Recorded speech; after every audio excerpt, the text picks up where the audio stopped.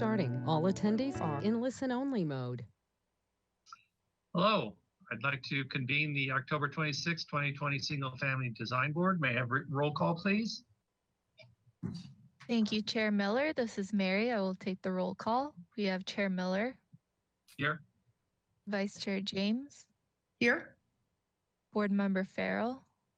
She is absent today. Board Member Motisha. Here. Board Member Richards. Here. Board Member Sweeney. Here. And Board Member Ziegler. Here. All right, we have a quorum. Thank you. Great, thank you. Any member for public comment? Anyone member of the public comment may address the board for up to 2 minutes on any subject within its jurisdiction that is not scheduled on this agenda for the public discussion. Do we have anyone that wishes to speak or send an email, Ted?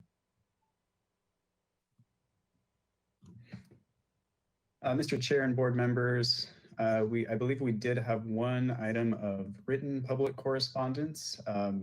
Mary, can you please confirm that for items not on today's agenda? Yeah, thank you, Ted. We did have one email from Natalie Grubb regarding a project that was on a past agenda, but not on today's agenda. Okay. Yeah, I got that. Okay. Okay, thank you, Mary. And we do have several members of the public attending. So if you would like to give verbal public comment, the instructions are on screen. Please click the GoToWebinar control panel, the little hand raise icon, and you will have 2 minutes to speak when staff calls on you. Still don't see any hands raised, so we can move on to the next item. All right, thank you. So moving on to item B, approval of the minutes for the Single Family Design Board meeting of October 12th, 2020. May I have a motion, please? I move to approve. Do I have a second? I'll second. Okay, thank you. May we go through the items, please?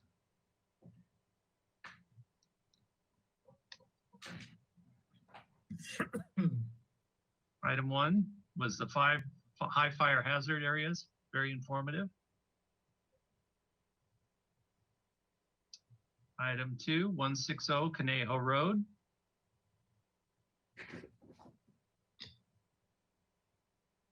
Item 3 is 202 La Plata.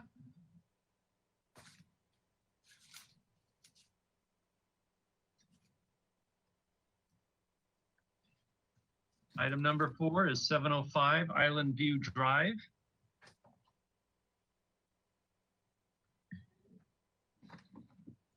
Thank you. I believe those were the items. All those, may I have a roll call, please? Yes, thank you. This is Mary. I will take the roll call. We have Chair Miller. Yes. Vice Chair James. Yes. Excuse me. Yes. Board Member Motisha. Yes. Board Member Richards. Yes. Board Member Sweeney. Yes. And Board Member Ziegler. Yes. All right, the motion carries. Thank you. Thank you. Moving on to item C, approval of the consent calendar for October 9th. Ted, could you go over those items, please? Yes, Mr. Chair. Okay, so the consent items for October 19th, 2020, item A was 440 Northridge. And the motion was for final approval as submitted. Item B, 306 Northridge Road, and the motion was for final approval as submitted. Item C, 3240 Campanile Drive, and the motion was for final approval as submitted. Item D, 419 Stanley Road. The motion was to deny the proposal with the comments. And then item E, 903 Alston Road. The motion was for project design approval and final approval with comments. Thank you. And who reviewed those items, please? Board Member Sweeney and Board Member James reviewed the consent items. Great, thank you. Moving on to October 26, 2020, please, Ted. I'm sorry, this is Mary. We need a first and Oh. a second, and also right. a roll call. May I have a motion for approval, please? I make that motion. May I have a second? Second. Roll call, please. Thank you, Mary. All right, thank you. We have Chair Miller, Yes, Vice Chair James, Yes. Board Member Motisha, Yes. Board Member Richards, Yes. Board Member Sweeney, Yes. and Board Member Ziegler. Yes. All right, the motion carries. Thank you. thank you. Moving on to October 26, 2020. May I have a motion for approval, please? Make the motion? Do I have a second? Second. Oh, thank you. Ted, could you go through the items, please? Yes, Mr. Chair. The items on the October 26th consent agenda were 2210 Carlton Way for item A, and the motion was for final approval as submitted. Even though, hold on, can we go back up one page, please? Oh, these are not the finalized minutes, I'm realizing. Hang on.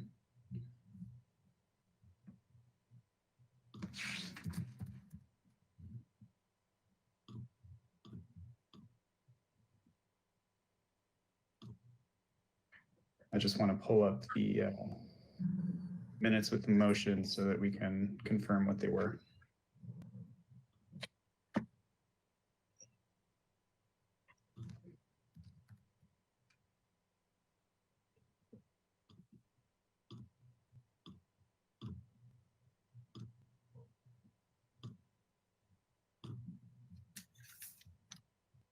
Okay, sorry about the pause there. So item A was 2210 Carlton Way. The motion was for final approval as submitted. Item B, 15 East Los Olivos Street. And the motion was for project design approval with a comment. Then item C was 1117 Harbor Hills Drive. And the motion was for approval of review after final as submitted. And we had board members Sweeney and James reviewing those items today. Thank you. Thank you. May I have a roll call, please? Yes, thank you. We have Chair Miller, Yes, Vice Chair James, Yes. Board Member Motisha, Yes. Board Member Richards, Yes. Board Member Sweeney, Yes. and Board Member Ziegler. Yes. All right, the motion carries. Thank you. great. Thank you very much, Mary. Moving on to item D, announcements, requests by applicants or continuances and withdrawals, future agenda items and appeals. Do we have anything, Ted? Mr. Chair and board members, staff does have one announcement. This may be useful for members of the public in attendance as well.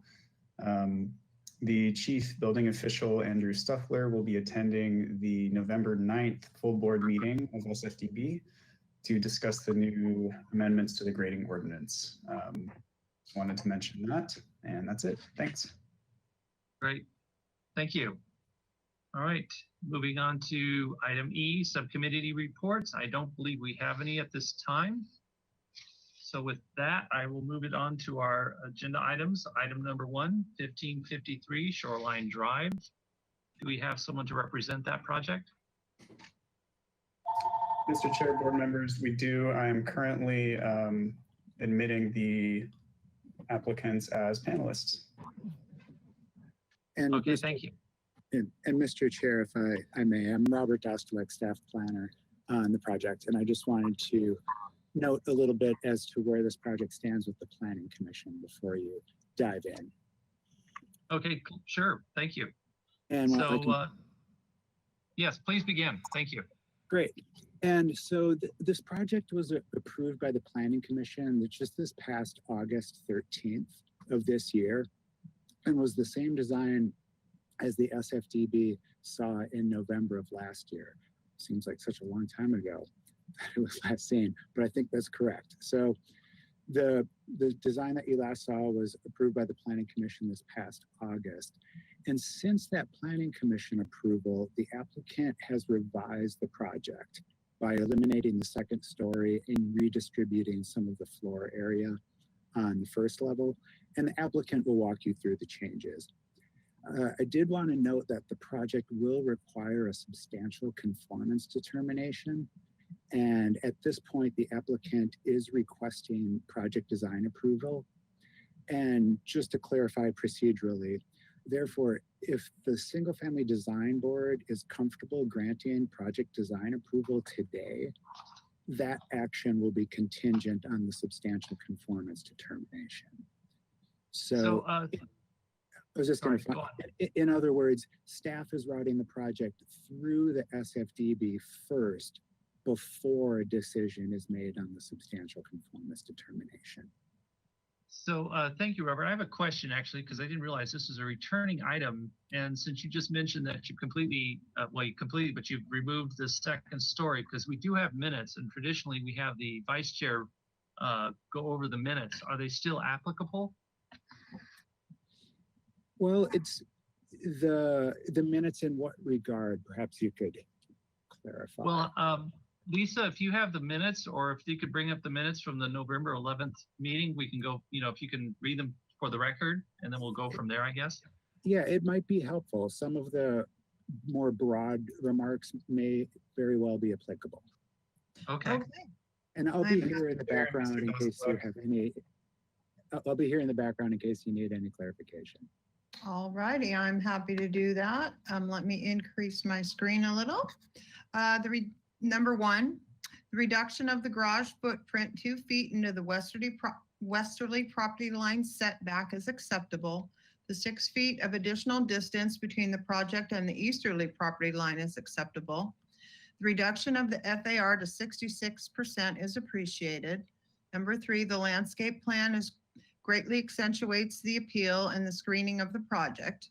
4, the size, bulk, and scale is in keeping with the FAR standards. The project has the same maximum plate height of 20 feet as the house next door, and therefore the scale is appropriate. 5, the project is appropriate as there are many different types of architecture in the, can you please, in the immediate neighborhood previously defined by the board.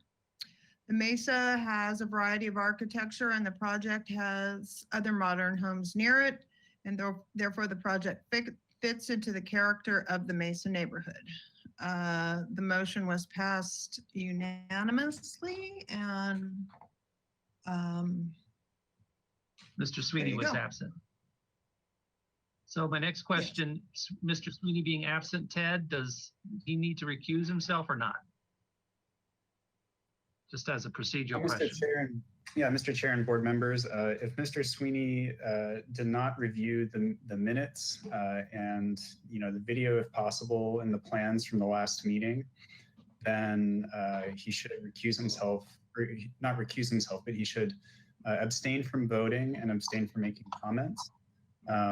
But if Mr. Sweeney can confirm that he has reviewed the plans and minutes and video, if possible, from the last meeting, then he may vote on this item and give comments.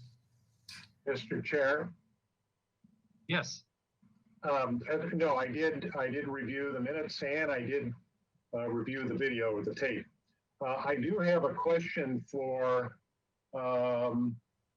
Mr. Is it Dulcer from staff? When we went through this process before, and including this last meeting, we were told that we had to look at the scenic resources and visual quality policy of the coastal plan. Is now that the Planning Commission has reviewed this, and because they've taken off the second floor, are we still obligated to take into account the verbiage from the coastal plan? Mr. Chair and Board Member Sweeney, you are correct. So the Planning Commission did weigh in on the policy the policy factors relating to the project when it relates to scenic views. And so the board doesn't have to be particularly concerned about that. I think it might be helpful to see the applicant's revisions, and where necessary, I can jump in if the board requires any additional clarification as to how the revised project may play in with some of those policies.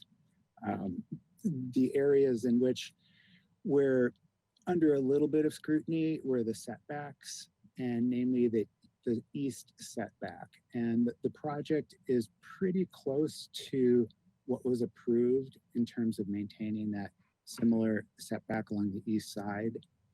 And so I would suggest proceeding with the applicant's presentation, and we'll be here on the sideline in case any clarification is necessary. I do have another question, procedural question.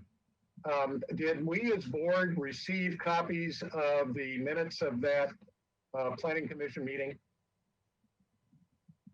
Oh, I have not seen any. I'm a little curious. The other review boards, I believe, get information from the Planning Commission ahead of their review board meetings. Why is it that the Single Family Design Board is not afforded that same privilege?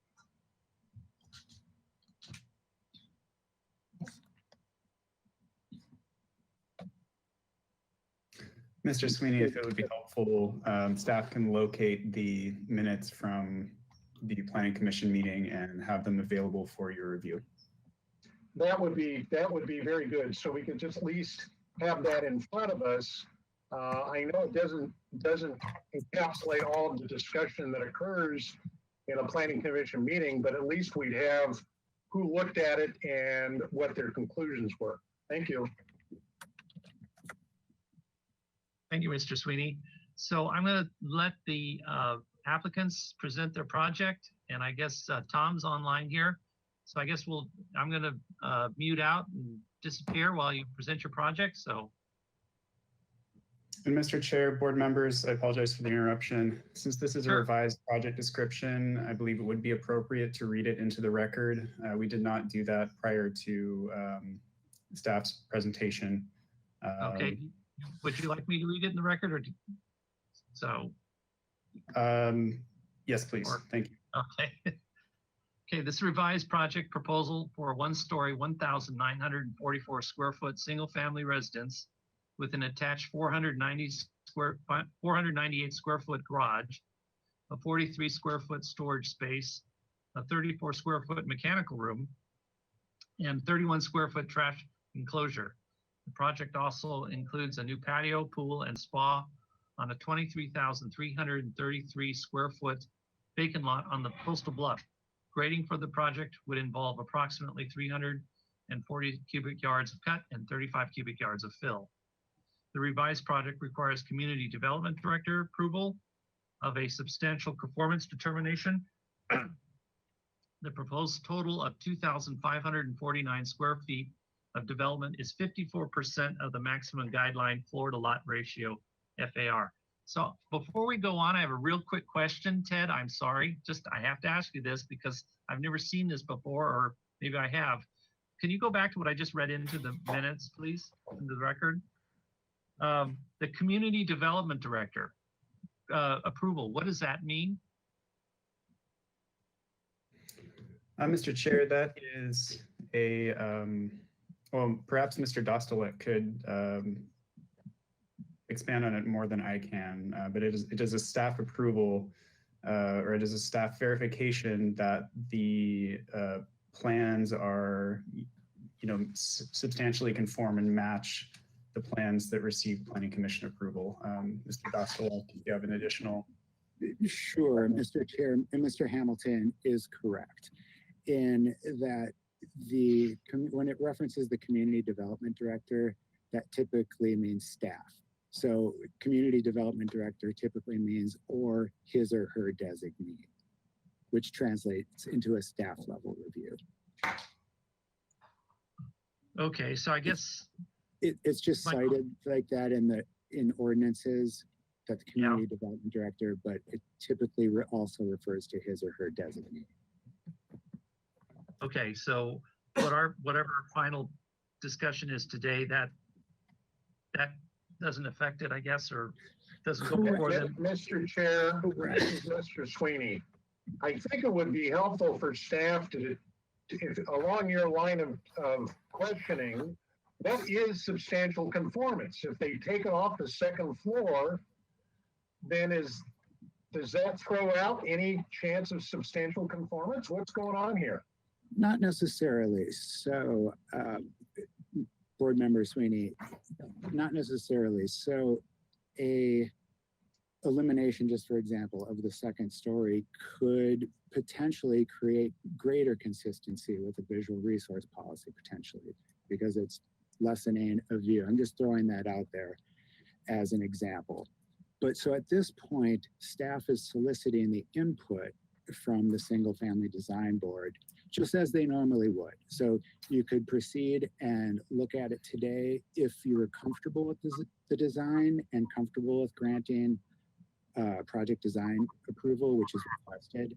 That would be fine. And we would take that information and then subsequently generate a substantial conformance determination or finalize that aspect.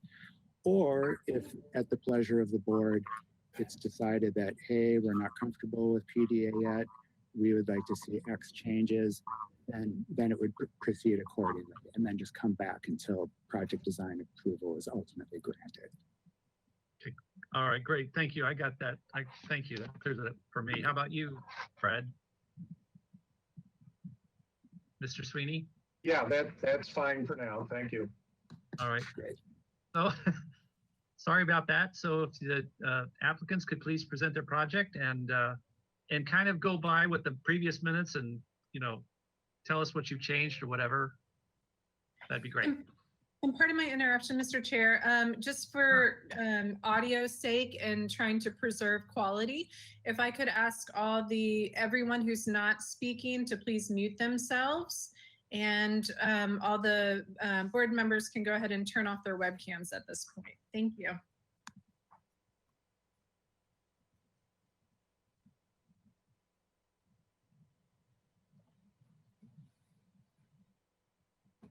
So I guess I'm up, right?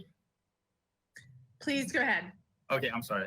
Hi, everyone. Good afternoon. Tom Oxner, project architect. So let me just give you a kind of a nutshell of the history of this. So as the project was getting completed through the entitlement process after the Planning Commission coastal development permit, the owners, the current owners, the same owners decided that, you know what, they just don't need that big of a house. They really don't. They took the existing house and really we just took the second story off. And then in doing that, we put a little bit of the two remaining bedrooms. There used to be 2 bedrooms and a loft upstairs. Those went away and they realized that if they made one of the lower bedrooms a little bit bigger, it would satisfy their needs here. So in doing so, there was an opportunity to make some additional changes that really are obvious to make in our mind. We basically took the 1-story mass now and we pushed it further back into the site.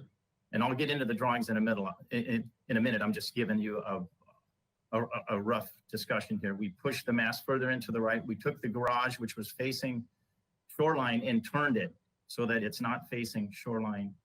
And we took the in doing so, we reduced the FAR from let's see, the FAR was reduced 11% from 65% down to 54. So it's that's an 11% reduction. It resulted in a slightly larger footprint of the structure, but that structure was pushed back further from the street. So there is a significantly larger landscaped area. area between the street and the one-story structure. So I've got a couple of ways of going through this graphically, and I would like your board to kind of comment on which one would be better. I've got the current drawings, which we've made silhouettes on what was previously approved. And we can compare that way. I've got the site plan that way and the elevations. Or what we could do is go back to the set of drawings that you saw in November of last year, page through those quickly to give you an idea where we were. And then that may be better for you to see how the comments that I've got here, these 5 comments from November 11th were changed. So that's up to you.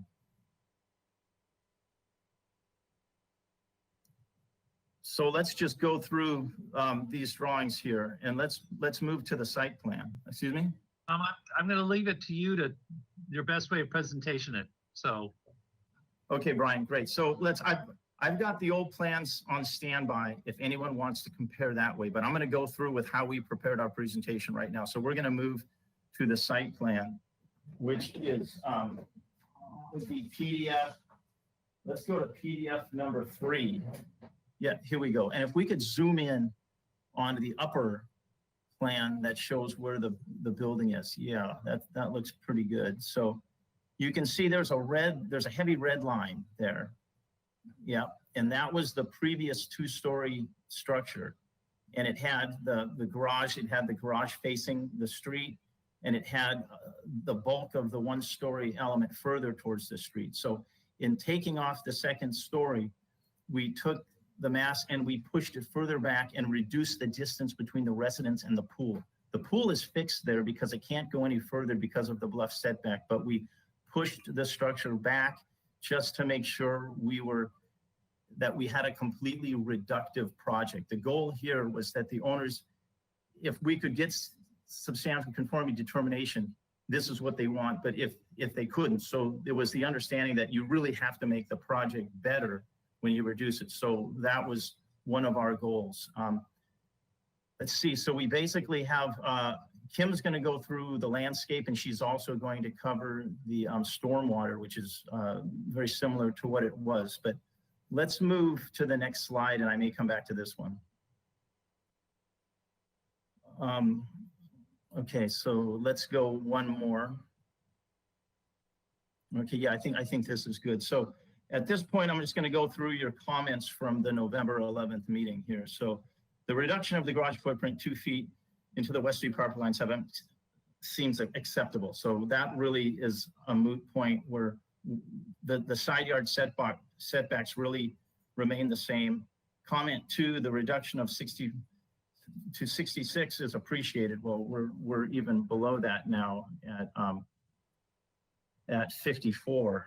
And let's see, the landscape plan accentuates the appeal and the screening of the project. So we've got an additional maybe 10 feet now of screening between that. As you recall there, and we'll get to the elevations, there's a lot of glass on the front of the building, but we moved it back and added more landscaping. The size, bulk, and scale is in keeping with the FAR standard. So now we went from a 20-foot height down to about a 15-foot height, and I'll go through those more on the elevations when we get to that page. And then the architectural style, it's the same architectural style. We've got the same details, the same materials as that were looked at prior. So let's move forward to the elevations. So this is the roof plans. We could look at the roof plan, I suppose, if we go back one slide. And so the 1-story element got raised slightly. So that, and I'll go through the elevations, but that larger area was 12, it's now 15, but then the 2-story element went from 20 down to 12. So there's a net lowering of the whole project through the site. And then the garage, of course, as you can see, is oriented with the eyebrow facing now the inner portion of the side yard. Now we can go to the elevations. So what we've done on the elevations here is in red shown where the previous silhouette of the elevations were. So if we look at the, let's look at what we call the north elevation. You can see that's where that second story mass was occurring there. And you can see if you follow that around, that's gone, and then we've just heightened slightly the one-story mass. And I think if you recall, some of you probably do the early visual studies looking down the road that comes in perpendicular to shoreline right there. Taking out that second story mass on that right side will definitely provide an advantageous approach here. So let's go down to the, let's focus in on the west elevation maybe. So the west elevation here was up against the westerly property line. So that side yard there really got a lot of openness on that side. And then I guess we could look at the east. The east is the side that's the one-story, predominantly the one-story element. That's the living room and the fireplace there. And then you can see the garage doors that now face the side yard to the right of that elevation. The materials are the same materials. We've got a simulated wood siding with some plaster and then some steel, some anodized steel. And let's see here, maybe move to the next slide. So these are the building sections, and we're using the volume the best that we can internally. And there may be some areas for mechanical, but the space, the heights of the building are designed around the intended uses inside, as well as the massing on the exterior. And next slide, I think, Kim, you could probably get into the landscaping here. Okay, great. Thanks, Tom. So as far as the landscaping is concerned, we have not changed the plant palette. We've kept the intent, the design intent, and the approach that was appreciated by the board during our last review. That has all stayed the same. And as Tom has indicated, we just have more room in which to display some of these plants and create that buffer in front of the glass. There's a front elevation there on the plan we provided, which indicates, how the palm trees and the various layers of the drought-tolerant succulents and tropical bulb foliage plants would be laid out so that we get that screening, so that when you're inside the building looking out, you have this beautiful garden space and privacy, and then we're also creating that buffer to the street, so we have a lot more room to do that.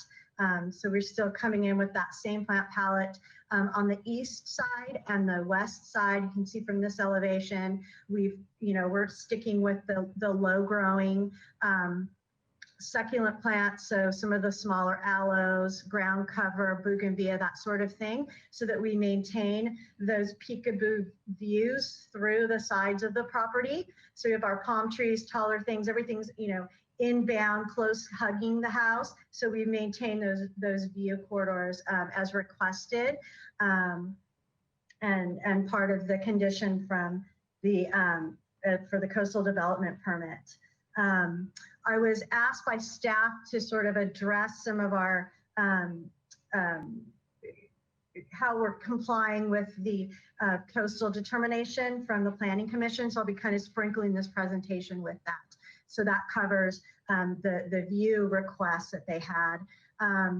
We've maintained the same sort of landscape around the pool. So the pool is entered from the pool deck at the house. We've got permeable paving as you move away from the house out into the landscape towards a bluff.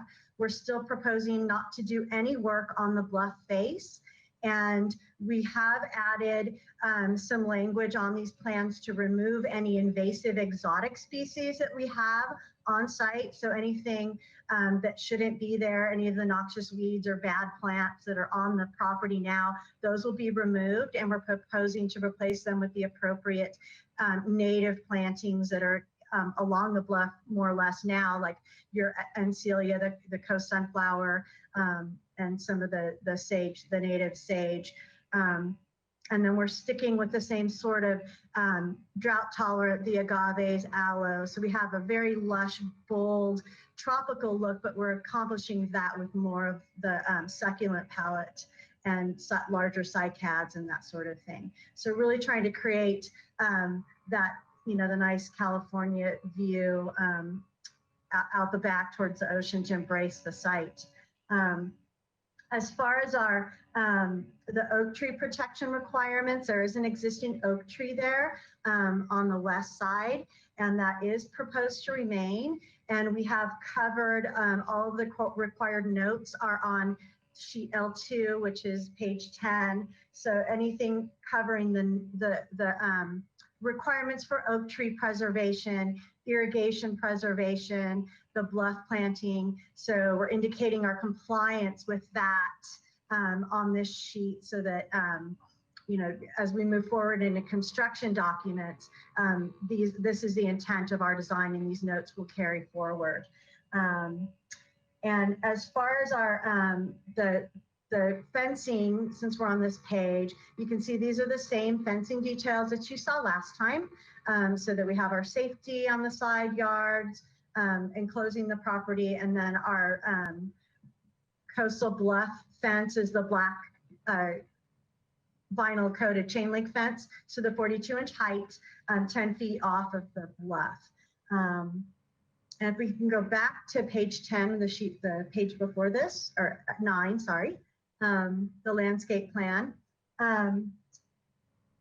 Regarding the stormwater plan, we've really maintained that. If we could zoom in towards the pool area, the whole kind of the landscape area there, we've maintained 2 stormwater planters, one kind of by the purple tree there, and one on the other side. Those 2 are connected, and then we have a storm drain that runs around the side of the property on the that would be the east side of the property at the top of the design there, and that goes into the driveway in the front, so that if those stormwater planters max out on their capacity, that water is then transmitted to the permeable paver driveway. The most of the site, the front, the driveway, and the garage is all going into the permeable paver area. If that exceeds capacity, then that would spill out into the municipal storm drain system and the street. We also have a tie-in and an agreement with the neighbor to the west to tie into the city existing storm drain system. So we're not doing any of our real improvement or adding any of the drainage to the front. We're just capturing everything and getting it away from the bluff face. So we're not changing the flow of water over the site. We're just enhancing how it moves off of the structure and the built environment, and to maintain that bluff stability. And that concludes the landscape presentation.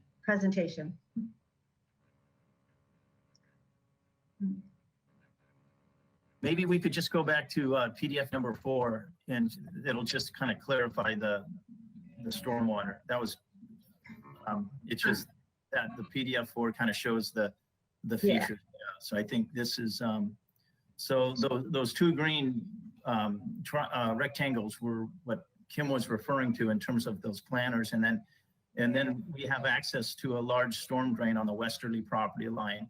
And we hook into that right before we're at that bluff edge. So that seems to work out well. And then we've got that permeable section on the driveway, which does its part, and then we'll spill over onto the street at that point. So just a clarification, but I think, yeah, that's I think that's our presentation, and we can answer any questions. Great, thank you guys. With that said, I'll bring it back to the board. And Ted, did we get any emails or anyone like to speak? Ms. Turnovskaya, if you could please confirm whether we had any written public comment. Yeah, we did not have any written public comment for this item. Thank you. And if you are attending the meeting and you'd like to give verbal public comment, now is your opportunity. Please follow the instructions on screen and click the raise your hand icon on the GoToWebinar control panel. You'll have 2 minutes to speak once staff calls on you. And I see 2 members of the public in attendance, and I don't see any hands raised. So seeing none, I think we can move on to questions. All right, thank you. So I'm going to bring it back to the board for questions, and I'm going to, Board Member James, do you have any questions, please? I do not. Thank you. All right, thank you. Board Member Motisha, do you have any questions, please? Yes. This project's gotten through a lot of changes, but that's what the architect's all about, I guess. It wasn't, God forbid, if we had done this 20, 25 years ago, 30 years ago, we architects would go broke. We had talked about size, bulk, and scale several times in the project before with the second story. Obviously, the second story is gone now. And it seems to me, and somebody tell me if I'm wrong, there was a rather large deck on the second story, and I guess that's gone too, if I am correct with that. Tom, would you comment on that? Was there a large deck there? There was never a deck up there. No, there was a flat roof, but it had no access in those. I'm mixing it up with another project then. Other than that, I think it's great because now the view is much better off of Shoreline coming down that street, and I don't. I'll wait for comments. I have a comment, but I'll wait for that. That's all my questions. Thank you. Okay, thank you. Board Member Richards, do you have any questions, please? No questions. I'll wait for the comments. Thank you. Okay, thank you. Board Member Sweeney, do you have any questions, please? Yes. Let's see. I want to go back to the Planning Commission stuff. So the second floor is gone. And so I'm assuming the way this substantial completion works by the community development director or staff, they can determine whether or not it needs to travel back to Planning Commission or they're done with Planning Commission. Mr. Chair and Board Member Sweeney, yes, that is one way of putting it. And so the Planning Commission really has already weighed in on the visual resource policies. So the role of the board today would just be whether or not they're comfortable, architecturally speaking, with the project in light of the proposed revisions. So now to follow up on that, since we weren't able to get the full story from the Planning Commission, they're the ones that make the determination about the scenic resources and visual quality policy, not the single family design board. And the reason I'm asking that is one can make the argument when you're traveling down Loyola Drive, which is the intersecting street. The lot's empty now, or at least it was until this construction stuff was on there. You can see the edge of the bluff and you can see the ocean. What I'm not clear on is, does the coastal and the city of Santa Barbara acts for the Coastal Commission? In other words, these projects don't actually go to the Coastal Commission because that jurisdiction has now been handed over to the city of Santa Barbara. So, but I'm assuming the original intent of this scenic resources visual policy, which is supposedly in 2018, was to assure the public could see the ocean, etc. What's not clear to me is, was it intended on a visual street like Loyola Drive, which is a long incline down towards Shoreline? Was the intent for the public to be able to see the bluff and the ocean, or was it just to get some sense of the ocean? What was the intent of the Planning Commission's adoption of that policy? Do we know? So you may recall going way back when the project first came before the SFDB, the coastal land use plan was just recently adopted, and we were exploring some of the terminology in there and what have you. And since that time, the project had gone to a planning commission concept review last year and received comments specifically on these visual resource policies. And then subsequently, and direction on the visual resource policies. Subsequently, the applicant came back last November with the project that the SFDB was comfortable with and forwarded positive comments to the Planning Commission. The Planning Commission took all that together, including the visual resource policies, views from Shoreline Drive, the SFDB's comments, and rendered a decision and found the project compliant with the visual resource policies. And so as it relates to this project here, the visual resource policies predominantly pertain to the setbacks in the side yards, which have really not been revised in a great degree at all. It's by 5 inches on the hand side. Okay, but that didn't really answer my question. What was do we know, maybe you don't know, what was the intent of the Coastal Commission when they put that policy into place? Was it to totally protect all views to the ocean from a public way or not? What was the intent? I can pull up the land use plan, coastal land use plan, and see if it sheds any light. I don't know what the specific intent was, if it was to protect every view of every bluff, vegetation, the streets, the ocean beyond, islands, mountains. So there's a variety of visual factors that would be helpful, because I'm sure this kind of thing will come to us again for some other project. So understanding what the intent is and how the city of Santa Barbara intends to carry out that intent. And obviously the Planning Commission weighed in on their judgment of what that all meant. And the reason I'm going into this is when this project was first presented to us with the second floor, the designer made the implication that the reason for all the glazing is that one on Loyola Drive or on Shoreline could see through the house, could see to the ocean. And you know, that's a whole different kind of discussion, but that was kind of at that time, that was the conversation. Look, this has a lot of glass. You're standing out in the street or you're up on Loyola Drive, you'll be able to get glimpses not only on through the setback areas on each side of the house, but you'll see through the glass. That's why I'm zeroing in on this design specifically. So that was one question. On the east and west, Mr. Oshner, on the east and west elevations, I think it's the west elevation, it's not clear to me, is that glazing just above the parapet of the lower portion of the design? Yeah, back in there, is that glass? What is that? Yes, it is. And will it have any vertical elements separating that glass? I see one little red line, but I think that's the building on the other side. On your south elevation, you've got it divided up into 3 major panels of glazing. So will you have that on that side?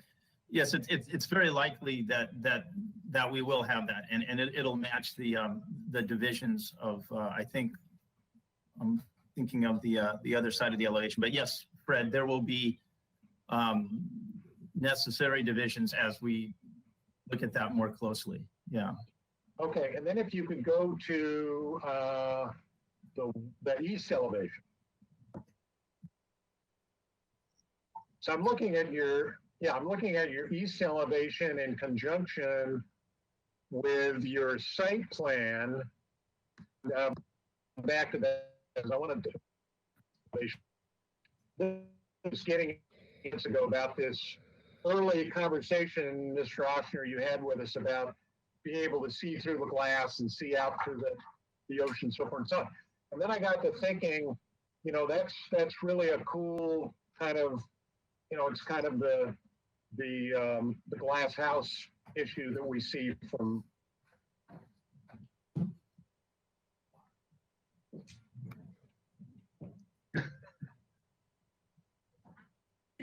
Early designers. But on the other hand, people got to live in this thing. So I'm assuming.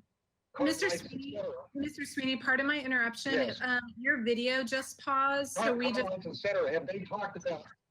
Yeah. Hang on just one moment. I'm just gonna ask everyone to pause. Oops. Mr. Sweeney, your video connection and audio connection was lost for just a moment. So if you could just maybe go through the last point that you were trying to make, we missed that. Thank you. Okay, thank you. Am I back on now? Yeah, there's kind of a Yes. delay, Hello? Fred. There's a little bit of a delay in your speaking. Okay, I don't sorry. know if that's the connection. I have no idea what's going on. Maybe I should put my headphones on. So Tom, my question is, are your clients thinking about at any point putting window covers or they have new glass that at certain times of the day will opaque itself or whatever, particularly on that street-facing glazing? Have they even discussed that? A little bit. So just to go back here, in the early stages of this design, there was a mention that one advantage of the proposed glass that it would provide transparency through the building. But it is the goal of the owners to be able to pull up to their house and look through their building and see the ocean. So, that's definitely, is advantageous to their program as well as potentially valuable to this project, as it's struggled a little bit with some terminology with the new coastal policy as to whether there is a public benefit through this site and how that's applied. My understanding after walking this project through the process is that the terminology out of the new coastal policy, when it got on staff's desk, they were unsure whether it was applicable to an infill project like this. When the Planning Commission saw this case as a discussion item, after it had come before your board, it probably came before your board, in my opinion, a little prematurely. I don't think your board was really set up to really understand the process at that time. Nobody was. Ultimately, it went to the Planning Commission. They looked at the policy and made the determination that, it really doesn't apply to this property, but it should be in our forefront. We should we should think about that policy and how it can be applied in some way, but we're not going to deprive this property from its normal rights by putting something, unusual on it. So anyway, so we further went through and hung on to the glass. My clients really don't have a desire to use window coverings. They're hoping, that's the central living area. The heavy landscaping is critical to getting them to feel comfortable without using window coverings. But of course, that can always come up, I suppose, in the future if they don't feel comfortable there. I hope I've answered your question, Fred. Yeah, you did.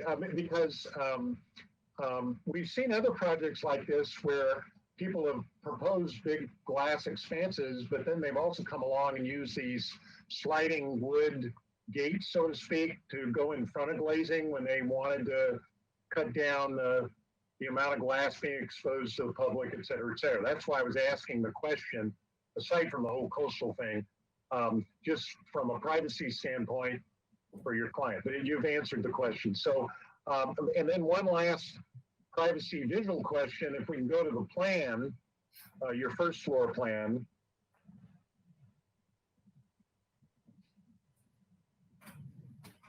I think you have a plan that shows the easterly property building residence to the east.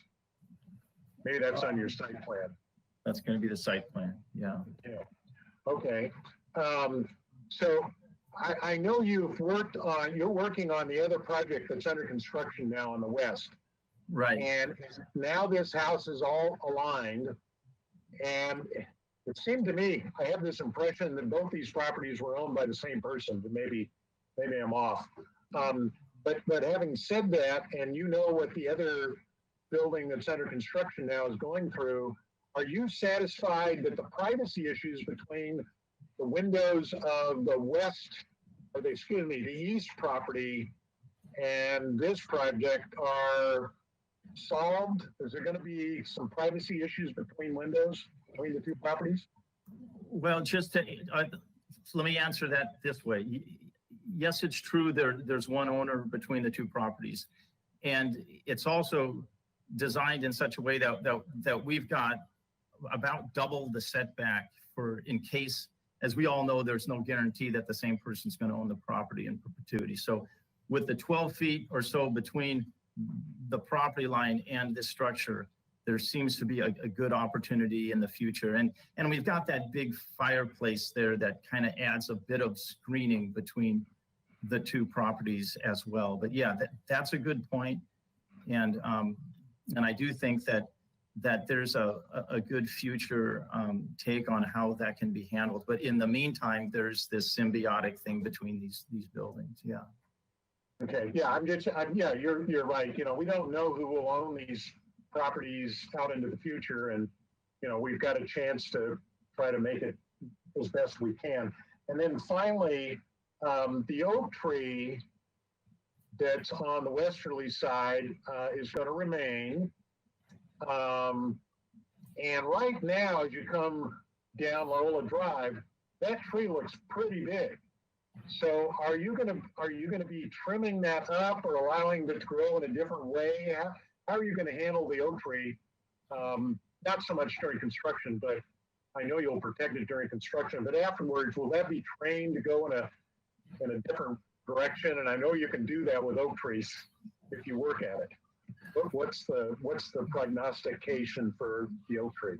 Well, I had my arborist out there when we had the 2-story mast up against it, and he was able to, you know, he trimmed it up, and we've got a nice balance to the canopy now. But now with the elimination of that 2nd story, it'd be nice to see the canopy. We'll really have an opportunity to kind of stretch out over that 1-story flat roof now.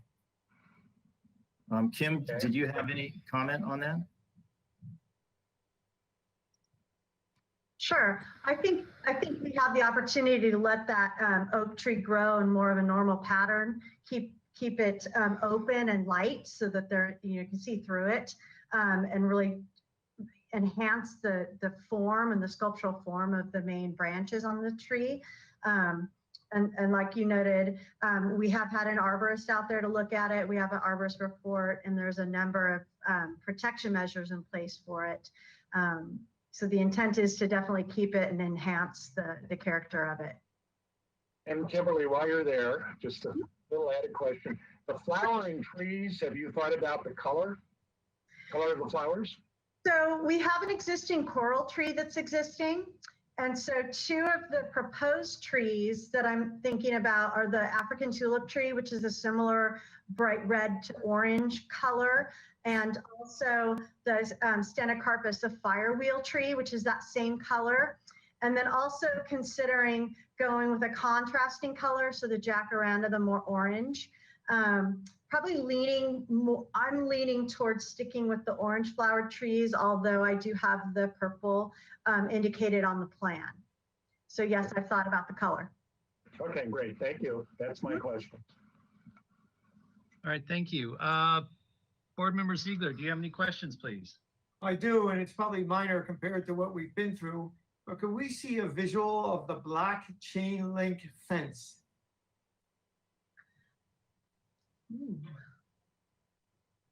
Next sheet.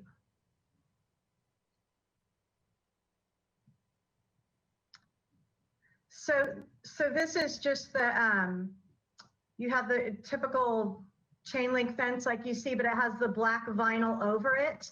And what that does is it helps it disappear. So you don't have the rusting issues that you see on a coastal environment.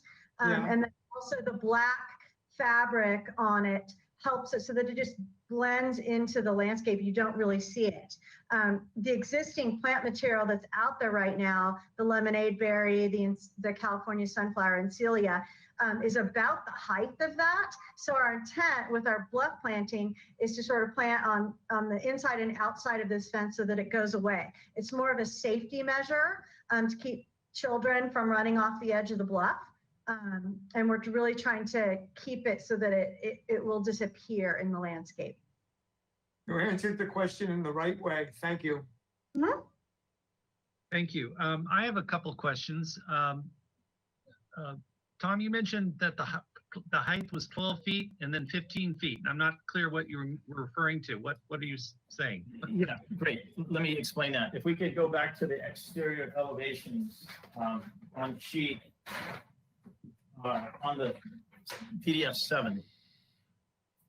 There we go. So I think it's easiest to let's look at the north elevation. So the north elevation. So Brian, you see that red line? Yeah. Yep. Follow it down. So previously the 1-story mass was 12 feet. So take the cursor to the left side over here. More right there. You see that red line there? Yeah. That was where the 1-story mass was before. So, Okay.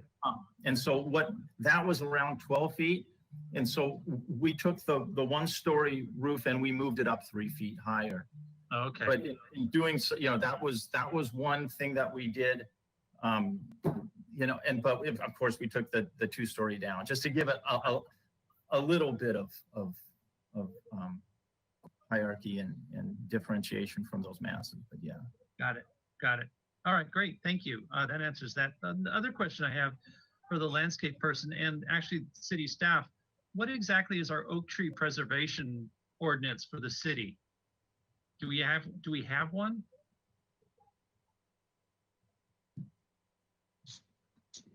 Because I know the county does, but I'm not clear what the city has. Let staff answer the city-wide preservation ordinance, but specifically the conditions of approval from Planning Commission had those oak tree protection measures, which we put on the plans on L2, which is sheet 10. So basically there's no irrigation, there's no landscaping that can impact the health of the tree, no herbicides within the drip line, protection during construction, heavy equipment, that sort of thing.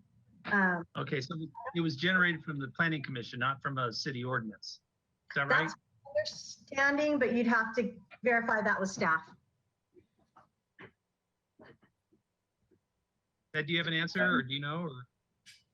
Or Mr. Chair, Robert? the code section that refers to tree preservation is Title 15 of the Municipal Code.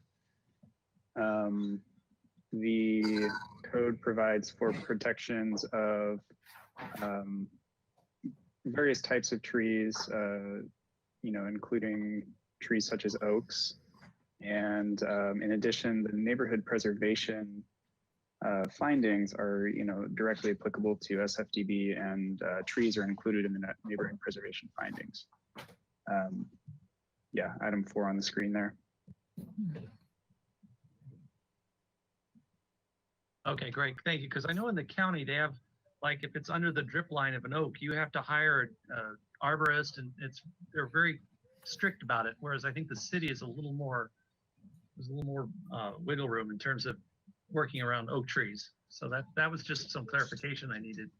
And the last question for the landscape person, the renderings you have are really good. Are they hand drawn or are those computer generated? Just as a question.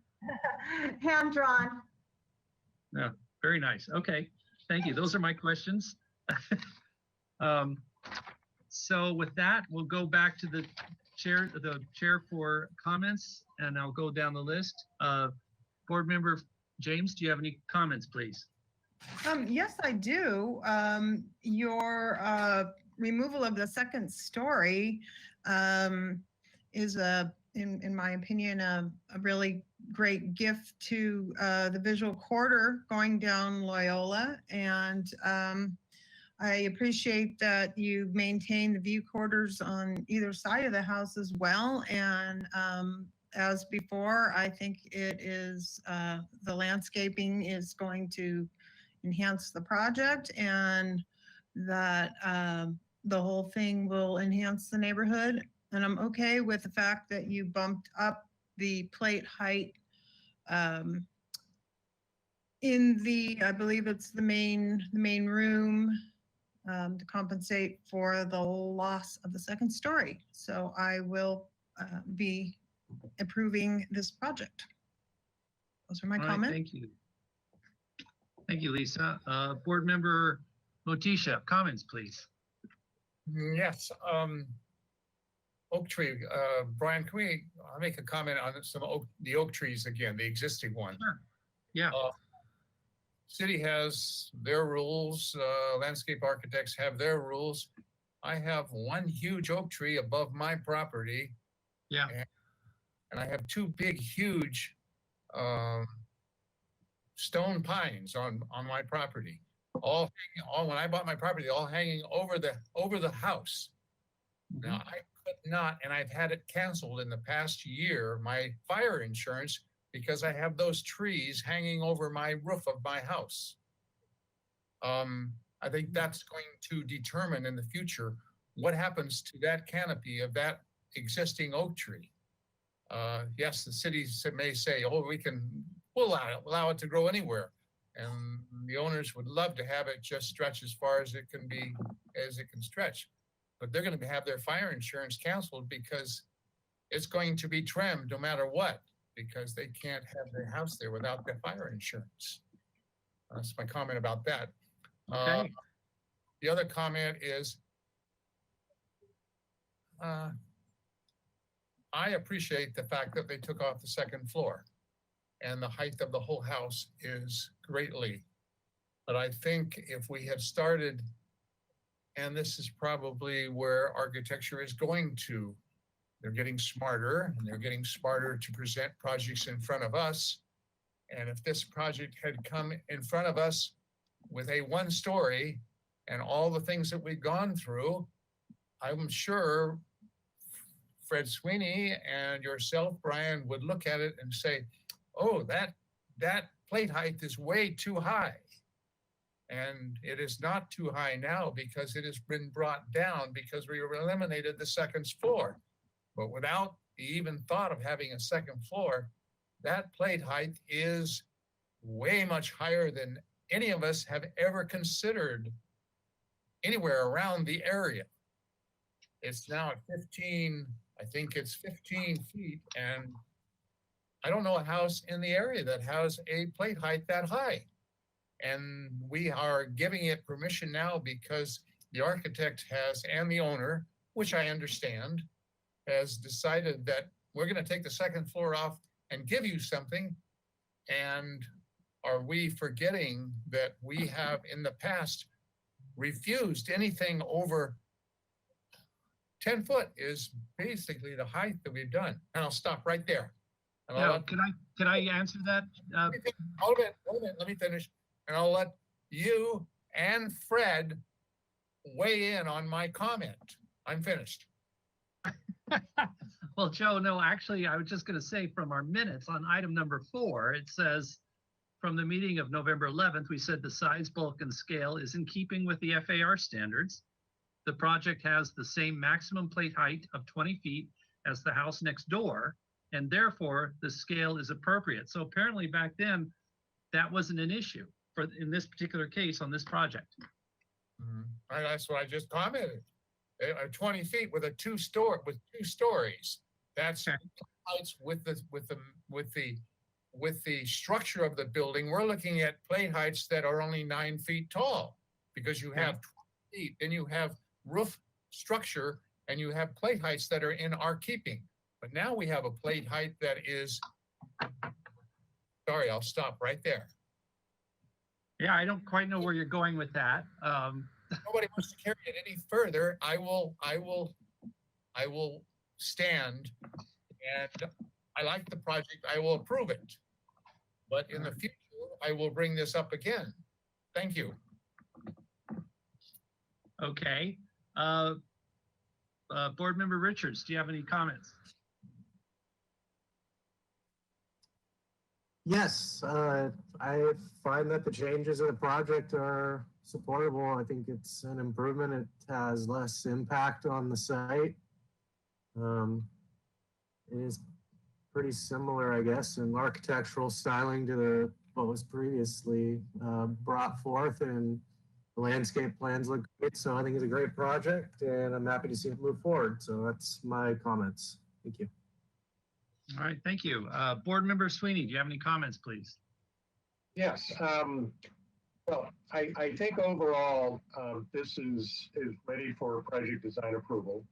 And given the reduction of the second floor, one will be able to see the ocean for a considerable ways coming down Loyola Drive.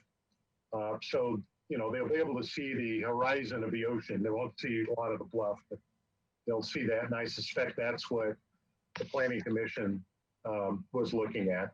But I do have, while we're on this north elevation, I want to get to Mr. Motish's comments. Yes, ordinarily I would have a problem with this height of the ceiling in the living room area, or the main living area of the house. And you know, Mr. Oxter, you know, we've gone back and forth on plate heights. But in this case, I'm not overly concerned about the height of this space, given the houses on each side and the location and the size of this house. But I am concerned a little bit with scale and proportion. It's almost like I'd really want to do. I'd want to take and move the bottom of your ceiling, which I think is that little dashed line. I don't have a way to show you, and move the whole thing down to touch that red line that's on the drawing. I just think the proportions would look better to the human scale. I'm trying to imagine myself as a 6 foot high person in that living room and having 9 feet above me, more or less. I think that's what it is. The scale bothers me just from an architectural standpoint, not from a neighborhood compatibility and all those other conversations we've had about plate heights. I'm just looking at, I'm not comfortable that the proportions work. It just looks a little too high. I'd almost want to just bring that whole roof thing down a little bit. I don't know if that's a foot or whatever that differential is down to that red line. I don't know if that's the place to do it or not. It might have to go a little above that. But I'm not comfortable with the proportions, but it doesn't mean this project couldn't get project design approval. It's just an architectural discussion. Ed, did you have something to say? Yes, Mr. Chair. I'm sorry, Board Member Sweeney. I wanted to just confirm whether you had reviewed the past meeting and the previous ones. Okay, thank you. Yeah, I said that at the beginning of it, but I wanted to just item. okay. Yeah. So that would be that's really my only comment.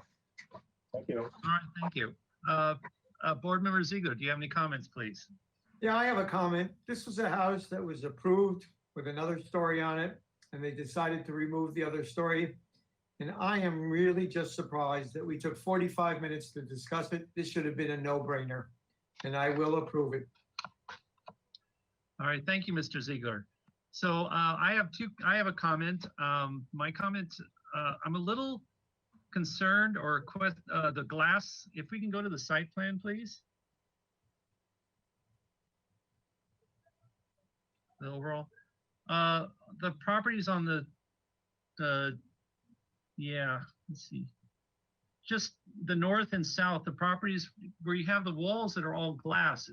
I'm wondering if that's going to cause a lantern effect or, you know, question of privacy, because you have walls facing the north and south properties in all glass. Tom, have you looked at that. I'm wondering if that'll cause, a lantern effect, or if, that's going to be a privacy issue if it's all glass. Well, we're not concerned about the privacy issue. The concept of the lantern effect has always been, and I know it's always a topic, of course. It's something to consider. And so, during the redesign, that was one of my goals, is to address that even further by pushing it. It's, from my opinion, on the south side, we have a very deep overhang that stretches well over, and it's the reflection on the glass, in my opinion, that might have more impact. But that deep overhang on the south side, along with how far back into far from the bluff edge this structure is, on the shoreline side, we've got that additional added length and the thick layering of the landscape. So I don't think it's going to be a major problem here, or a problem.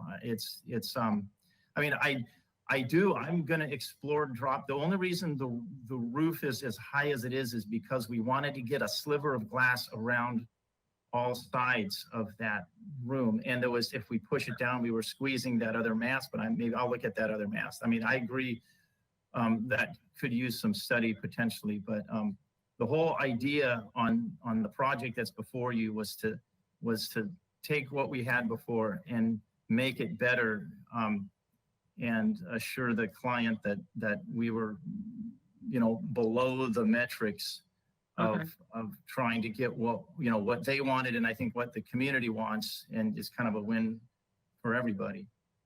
All right, great. I appreciate that. Thank you. So with that being said,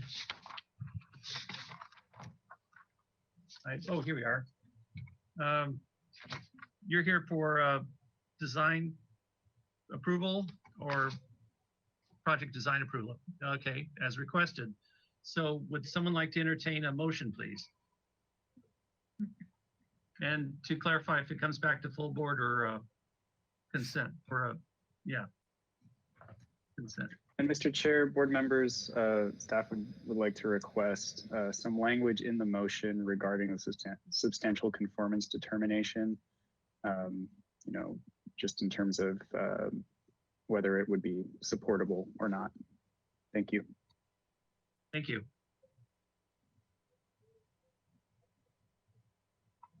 So would someone like to entertain a motion, please?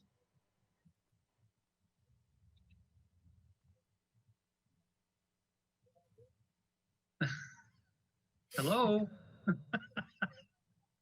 Mr. Chair, can I ask, at this stage, can I ask everyone to, all of the board members to turn on their webcams? And that might make it a little bit easier to converse. And Mr. Ziegler, I've sent you a webcam request. It might be hidden behind a window, but if you can click share my webcam, we'll be able to see you as well. Thank you. Mr. Chair, yes. If no one else is ready to step forward, I'll give it a try. Thank you, Mr. Sweeney. I appreciate that. Okay, so we want to move to give this project design approval to return to the full board. I think this is important enough that the full board should review it. We have looked at the topography of the site, and the proposed plan does not dramatically change the project or the topography of the site, and is in compliance with requirements for bluff top sites along the ocean. We have reviewed the building scale and appreciate the fact that the project has now been developed as a one-story building. We would urge the designer to look at the proportions and scale and placement of the higher roof. The general consistency and appearance is appropriate to the character of the neighborhood as previously defined. And that is because there are other contemporary pieces of architecture within this neighborhood. It should also be pointed out this board has approved at least 2 projects that may in fact have found the Fred, we're losing you again. Sorry. Mr. Sweeney, it looks like Mr. Sweeney, it looks like your broadband might be a little bit compromised. It might be best if you turn your webcam off, even though I just asked you to turn it on. You might preserve some of your audio quality if you turn off your webcam. Okay, so I'm hoping that works better. We can hear you, we yes. can hear you now. Okay, so yeah, there's the conflict. Okay, nobody needs to see me. So let's see, where was I going? So the general consistency and appearance is acceptable. The board recognizes that there are other homes nearby that in fact the board may have approved that do have a lantern effect, but have found that that is not a large impact off the bluff. That in general, the size, bulk, and scale of the project is compatible with the neighborhood. That the quality of architecture and materials meets the city's standards and our guidelines. That the board recognizes there is a specimen oak tree on the site, that it will be protected and cared for to minimize its impact on both the site and the visual impact to the neighboring area. And that the project meets the health, safety, and welfare in general, has followed good neighbor guidelines, and does have some impact on public views, but in as much as the City of Santa Barbara's Planning Commission has previously reviewed a proposed project on this site, has indicated that the Coastal Commission's visual policy, scenic resources and visual quality policy is in alignment with the city's recommendations. The board recognizes that information, and that the board would recommend that this project is in alignment for a substantial completion, or excuse me, substantial, what's the term I'm looking for? Compliance with a previously approved project at the Planning Commission. That's my motion. Thank you very much. Do I have a second, please? I'll second it. All right, thank you. Can we have a roll call, please? Yes, thank you. We have Chair Miller, Yes. Vice Chair James, Yes. Board Member Motisha, Yes. Board Member Richards, Yes. Board Member Sweeney, Yes. and Board Member Ziegler. Yes. All right, the motion carries. Thank you. Thank you, Mary. Is there a 10-day appeal period with this? Chair Miller, yes, there is. Okay, thank you. Just to let you know, there is a 10-day appeal period. All right, thank you very much, Tom. Fine. All right, let's move on to item number 2. We're just about 25 minutes late, but that's okay. 3649 Capendale Drive. This is a new item, so let me read on into the record.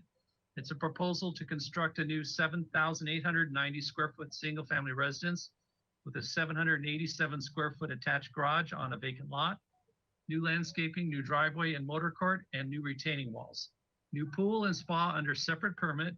Project site is located on 3.25 acre lot in the Hillside Design District with an average slope of 54%.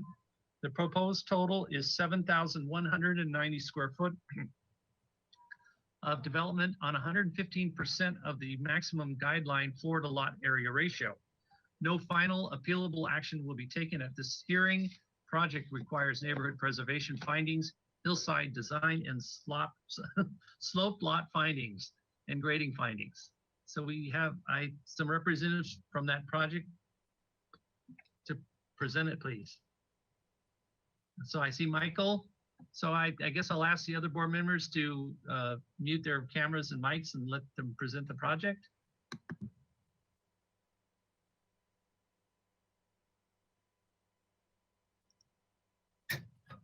And Mr. Stowe, could we test your audio? It looks like your microphone is green, but if you could say something so we can confirm.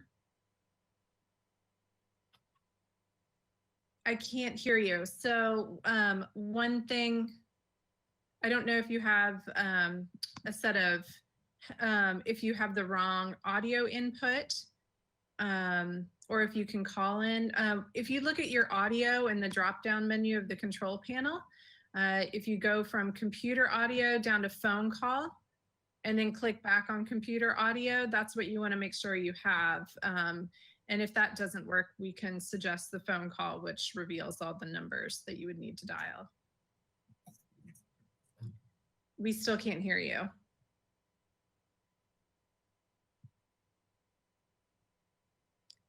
So maybe, Timmy, do you have the slide perhaps for audio issues?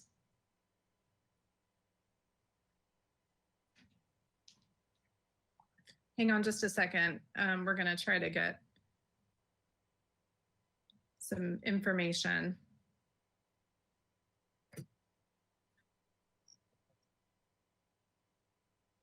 And if we can't figure this out, Ted, can you remind me if, oh, here we go. So we have the instructions for what to do.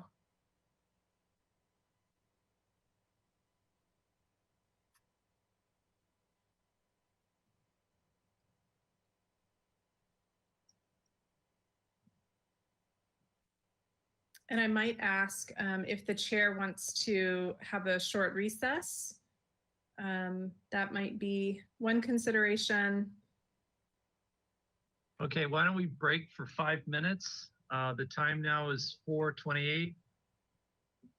So come back at 4:33. Okay, that sounds good. And I'm going to continue to work with the applicant to get his audio going. Thank you, Mr. Chair. All right, thank you.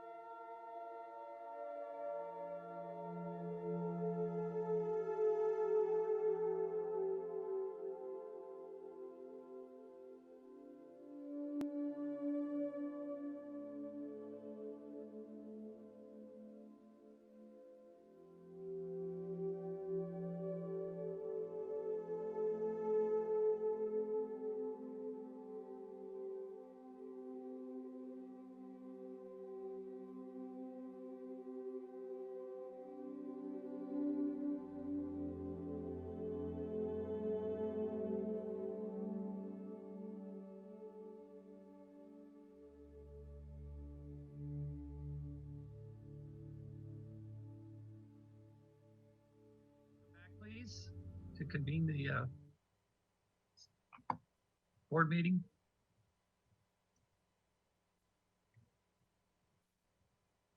Hi, Michael.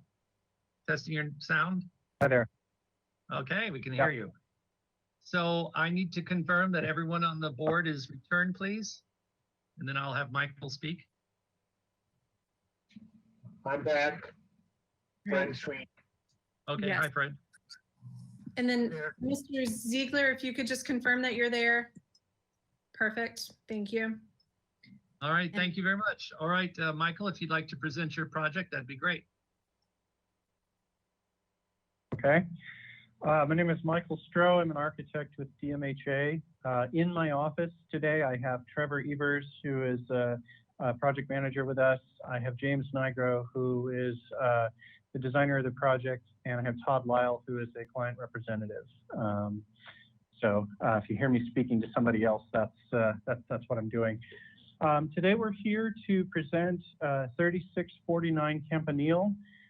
It's a vacant lot that sits up at the very, very top of Campanile and sits at the cul-de-sac that is at the end. It's a very steep site and has, based on the setbacks and the existing grades, has a very limited area in which to work. It is a hillside lot, but it is not, and it has been previously graded and does not have any trees or any substantial vegetation on it of any kind. If I could get if I could get sheet number 3, please.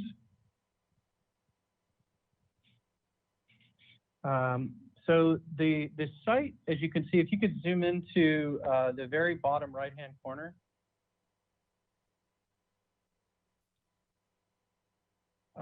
So this is the view of the city from the site.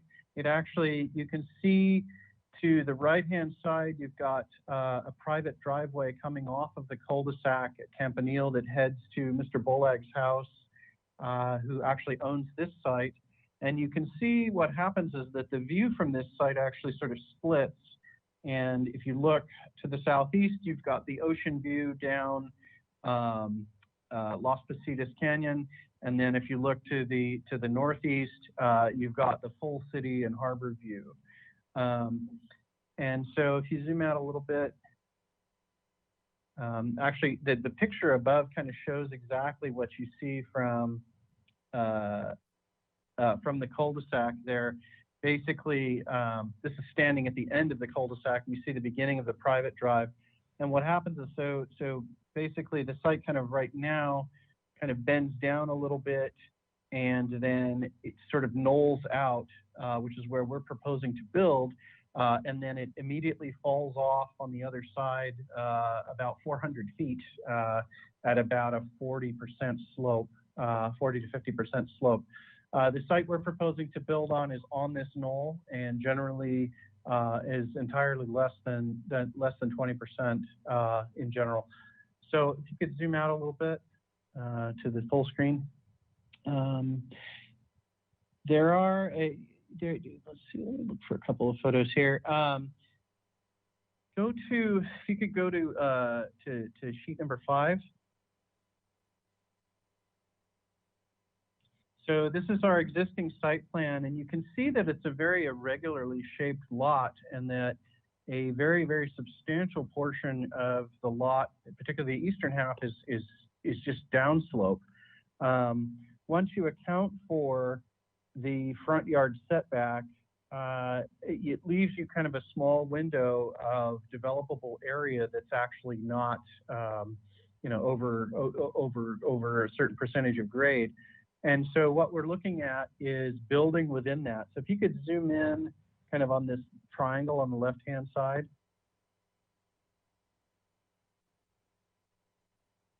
Perfect.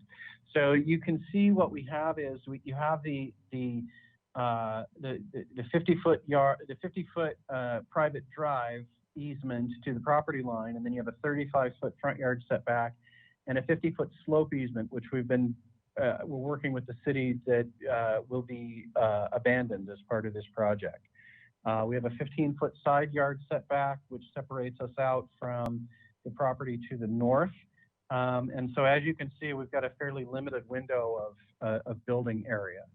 If you could go to page 6, please. So if you could zoom in and describe how we're coming to the site. So you can see where it says Campanile Drive on the left-hand side. That's the end of the cul-de-sac. So what we're going to do is we're going to actually come off of the private drive with a new driveway, and we're going to grade that so obviously so that we can get cars in and so that we don't have any sort of particular problem for fire access or anything else. There is a hydrant that's at the end of the cul-de-sac, which is very helpful. We're going to do a new motor court, which will essentially be at grade to the entry of the house, which will be essentially centered on that motor court.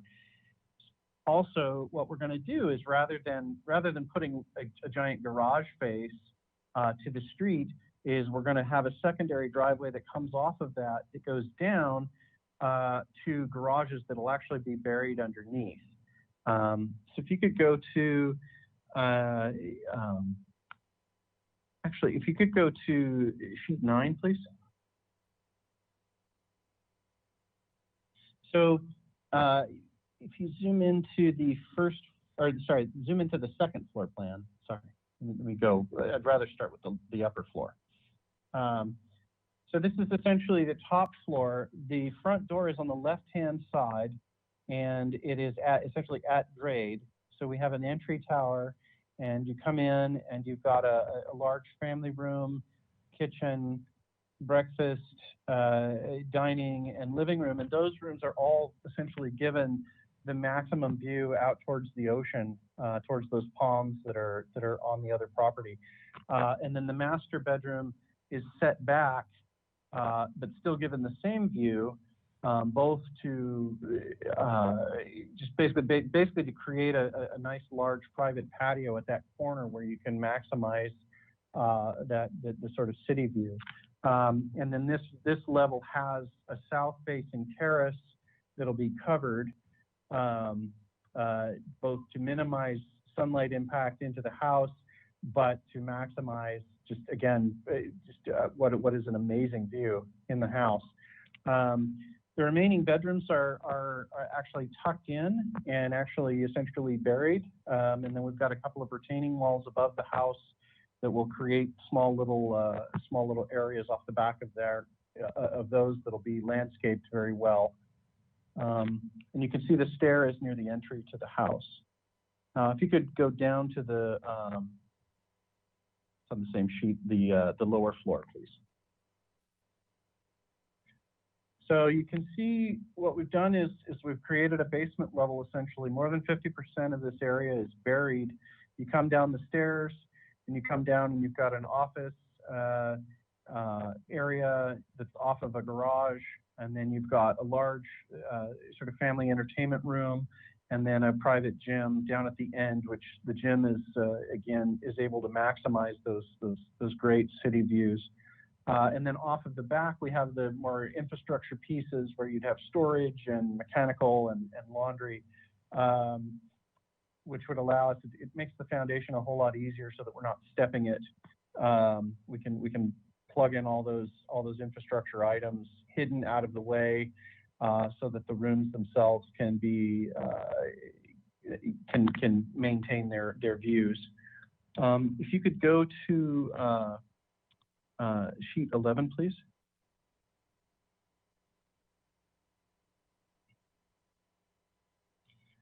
So this is these two views. This is the entry view, and then the southern view towards the city and the ocean. And what you can see is we've got the city view the entry view as you come up. You're really only looking at a single-story house. So from the street, as you come off of the cul-de-sac through the driveway, you see a little entry tower and a relatively small profile of the house. Now, as you would turn the corner, that opens up, and so what we've done is we've stepped the massing in a few places to kind of get it sort of across the hillside there where we have the ability to build, and sort of kind of identified sort of 5 different sort of pieces, if you will, and those sort of correspond to, well, those do correspond to the room layouts that you see, and you can also see the garage is tucked up underneath, and so again, and with that patio that comes off of that side, you know, you get very, very deep recesses, you get good shadowing, you know, you're not just getting blasted all day in there, and it provides a nice relief along that facade. If you could go to page 12, please. So the back side of the house is the one on the top, and basically you would never really perceive this elevation because it's got retaining walls behind it that are stepped. And so, but basically it would be a pretty simple elevation of just small little pieces that kind of come off the main roof, you know, simple forms. And then you would have on the Santa Barbara City side, you could see that you would actually you do see the 2-story massing, but it is stepped, and so it kind of, but we've kind of thought it'd be nice to, we've turned the roofs so that they're not, so that you have the eave side on that side versus any sort of gables or hips or anything, again, to minimize the profile against the horizon or anything. And then we've added some stone along this base to try and sort of, again, blend it into the natural landscape. If you could go to, sorry, if you could go to sheet 8. So we've generated a conceptual landscape plan because we know that this site is visible, and we know that it's you know, hillside and things like that. So the main issues that we're looking at are how to screen this house from the upper neighbor, which would consist of essentially small plantings which would hide the roof, but not interrupt their view. And we've talked extensively to all of the neighbors on this project, and there's been a number of letters of support, I believe at least five, of all of the immediate neighbors that border this property, that have come out in support of this project. In addition, we even provided story poles for the HOA and for the neighbors. We'd be happy to show you pictures of those. I know we've sent those in as well.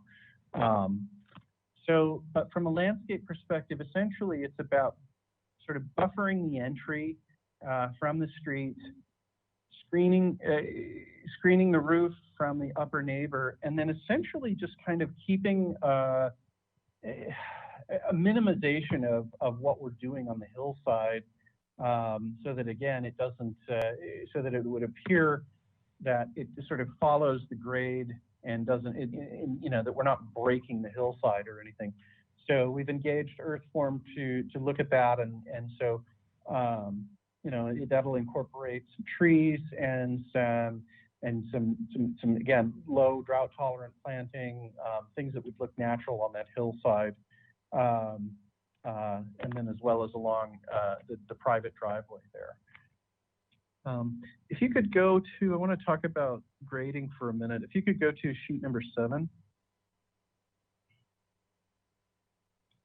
So these are our site sections. Now, we sort of chose worst case here in terms of the site sections to kind of give you an idea. And again, it's all predicated on where you cut it.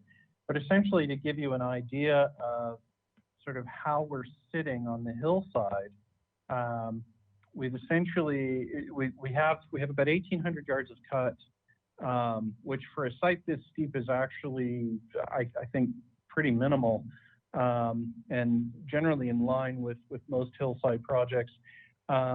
We are able to reuse, in order to build up the upper motor court in the driveway and things to kind of fit all that out.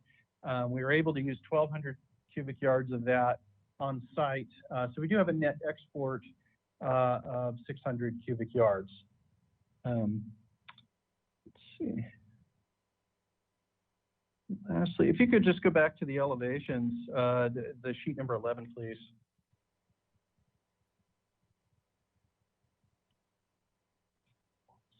architecturally with this house, again, we've chosen simple forms. We've broken up. We've broken up the massing into 3 main pieces, and then further broken that middle piece into 3 separate pieces. And by doing that, again, and by stepping all of those pieces of massing, again, we're sort of following the existing grade that's out there, but not just sitting on top of it. And by breaking the massing, it allows us to do different roof forms. And we've made some suggestions of standing seam roof, sort of at the entry and at the far side where the gym and the master is, and then sort of at that centralized roof, and then a simple slate that would sort of incorporate the main living portion of the house. We are showing, again, an amount of stone veneer that would sort of, again, ground the sort of edge portions of the house into the site. And then beyond that, just sort of a simple stucco that would be augmented with wood members and things like that. And with that, I'd like to turn it back. Okay, great. I was just going to say your time's up. You needed some more time. I could grant it for you if Sorry. you'd like. Okay. All right, thank you. Ted, did we get any emails? I know we got some correspondence, and most of it I got was very positive. Did we get it? Does anyone like to speak? Mary, would you please summarize the written correspondence we received for this project? Sure. We received letters from Brian and Jan Escalara, John and Bobby Johnson, and Robert Swanson. We also received a letter from Barry Young, but it was sent in after the public comment cutoff deadline. So I will distribute it to the board after the meeting. Okay, thank you, Mary. And if you would like to give verbal public comment on this item, now's your opportunity. Please follow the instructions on screen and click the raise your hand icon on the GoToWebinar control panel. And then when staff calls on you, you'll have 2 minutes to speak. I did see a hand raised briefly, and we do have several people in the audience, so I want to make sure we're not missing anybody. I'm going to go ahead and click on Mr. Barry Young just to make sure that, to confirm, because I think he did. Yes, I see his hand raised. Okay. Mr. Young. Interruption. If I could just ask all of the board members to please turn your webcams on during public comment. Thank you.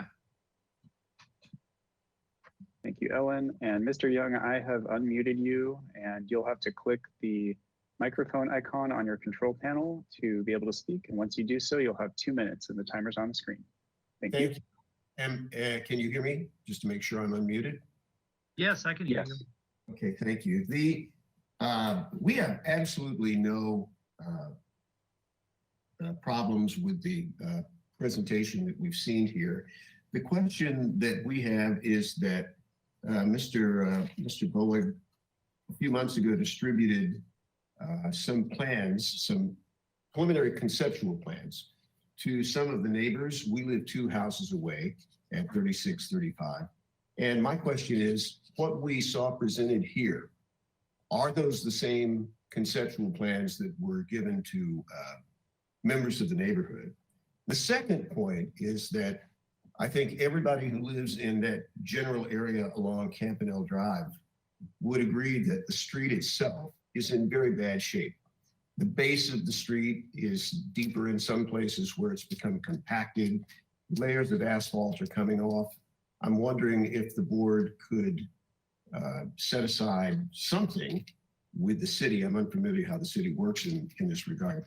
Something to gauge if the road would need some extra tender loving care, so to speak, with the very heavy equipment that's going to be brought in for the construction of the house.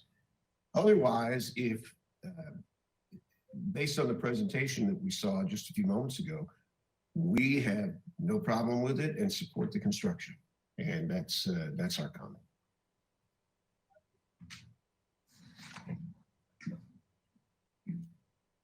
Okay, thank you. And if there's anybody else in the audience who would like to give verbal public comment, now is your opportunity to do so. Please use the raise your hand icon in the GoToWebinar control panel. And I don't see anybody with their hand, with their hands raised. So I think we can move on to questions from the board. All right, thank you. So I'm going to move for questions. We're going to go down the board, and I would ask the board to please respect and honor people's opinions and observations of these projects, and to avoid making editorials or opinions about other people's projects. Our focus here is primarily on the project and not what other people are saying. So I really would wish you would honor other people and to respect people's opinions so that there's a safe space for all of us to speak. So with that being said, I'm going to bring it to questions. Board Member James, do you have any questions? I have a question for Mr. Stroh. Yes. Does the basement calculation contribute to the FAR?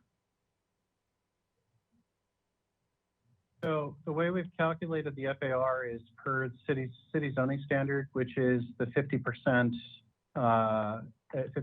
rule. So we've calculated it as, I believe the basement is what's 4,100, 4,065, including all the mechanical and all the storage space. And then we've utilized the 50% threshold on that because it is more than 50% buried. So 50%, so 2,000, roughly 2,000. Then if you go back to that, the previous page we were on, as far as the materials go, is that board and batten on the front of the little tower, or is that a standing seam metal piece? Are you talking about on the roof? Oh, actually, yes.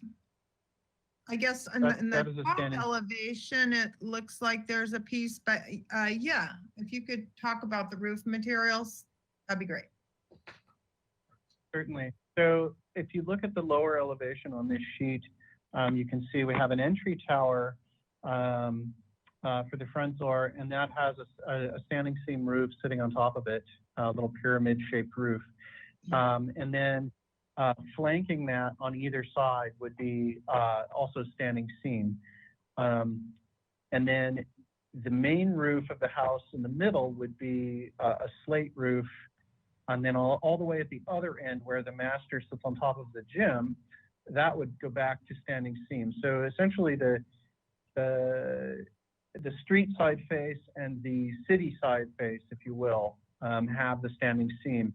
And then if you go to the upper elevation on this sheet, which is the main face the view,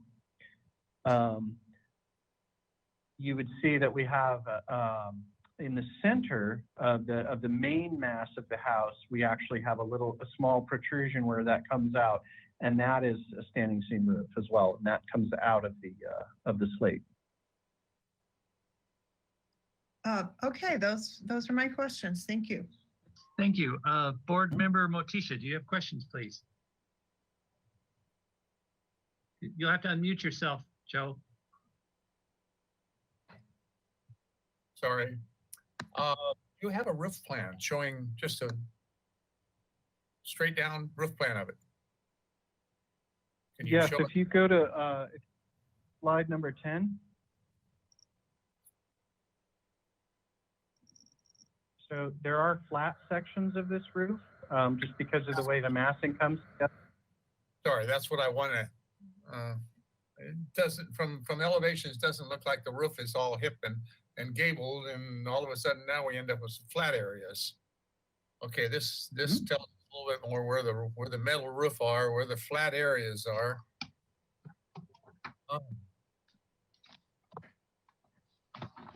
Not in the position to tell you how to design your own project, but I've never seen a house with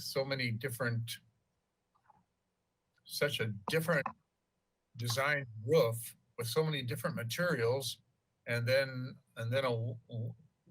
4 different exterior elevations that have so many different materials. let me study it for a while, then I'll come back with comments. Thank you. All right, thank you. Board Member Richards, do you have any questions, please? Yeah, one question would be, I know you haven't detailed this thing out completely yet, but approximately how high are you thinking that the retaining walls would be to make this happen around the perimeter of the home? Are these like 4-foot So walls? You have to do some massive walls to be able to put on the slope. Both. So both, but I want to be clear. The largest retaining wall that you would see, actually you see it in this plan, which is the back side of the storage and the mechanical, is actually it's about 14 feet tall, but that essentially that's all hidden. That's all hidden essentially by the basement. So it's no different than a standard basement. Then beyond that, what happens is, and again, as we develop this, we'll show you guys in section, there is another retaining wall above that that's only about 4 or 5 feet tall, that goes along the back side of the property to address the neighbor to the north, but also provide egress from those upper bedrooms. So the amount of exposed wall is only about 5 feet generally. Okay. In the landscape plan, it looks like there's 2 walls in the back there along the north of it. Sure, and we're still developing exactly how that works. If you could go to sheet number 7. Sheet 7, section 1. Okay. Go to section 1 here. Okay, we actually did stat. So if you zoom into section 1 here, you can actually see a portion of this where we do have 2. Kind of gives you a little bit better idea. Okay. And those would all be planted out. So those are 2 like roughly 3 to 4 foot walls, it looks like. Something like that. The lower one's 4 feet. I think the upper one's 5. Yeah. So I mean, the tops are not flat. They would actually, because it doesn't go flat directly across the site along the property line, they would essentially their tops would be sloped, staggered. Whatever is the easiest way to build up there. Okay. And then one other question. Can we go to the landscape sheet? I think it looks like it's page number 8. So if you zoom in there on the section where, so you come in the driveway and then you've got the roundabout and then the section of driveway comes down to where you're proposing this garage. Is that in cut? Is that following the grade of the existing road there that it's adjacent to? It is in cut. In order to get slopes to work correctly, it is in cut. Yes. If we followed the grade, in order to get down that lower level, we wouldn't get down quite far enough yet. You do further over, but in order to get the garages in there and get the turns made, we actually did have to cut in there. Okay. And then, is there anything happening outside of where you're showing a fence line around this project? Are you going to landscape the rest of the hill, or is it just going to kind of remain the way it is? It'd be a very expensive landscaping job. It goes down about 4 from here. No, we would maintain whatever would be required for minimum fire clearances. So, you know, the 20, 100, 200 rule. But beyond that, there wouldn't be any irrigated or landscaped features down there. Basically, we would need to do to our existing plan to perform erosion control and, like I said, fire clearance. Okay. Well, those are my questions. So thank you for your answers. Thank you. Board Member Sweeney, do you have any questions, please? Thank you. I've got to turn my camera off so my voice works. Let's see. First question is, have you determined whether or not you're in a high fire hazard zone at this point. We are in high fire, yes. Okay. Yeah, I was looking at the map, the proposed revised maps that are coming out from the fire department, and I was curious because you're in the high fire, but the property immediately to, I guess, the southeast of you, where the palm tree driveway is out. Is not in the high fire. Let's see. Correct. On that drawing right there on the pool level and the spa level, I'm assuming that is all level. It's all basically more or less at the same elevation, finish elevation, correct? The intention, yes. So is there a retaining wall to, what is that, the northeast side of the site towards Santa Barbara? No, the intention is that it would meet essentially, at worst case, you'd have some stacked stone, but the intention is that it would meet the existing slope. We'd have to look, obviously we have to look at grades and we have to look at potential fall conditions and things like that. But the intention is that it would meet the existing slope, but be built up in a landscaped way that it wouldn't require, say, a guardrail. Okay, and then you indicated that right now you're thinking that maybe about 600 cubic yards have to be taken off the site. I thought that's what I heard you say. Is that correct? Okay. Yes. And then just a detail on your, can we go to the basement plan? I mean, the lower level plan. That would be sheet 9.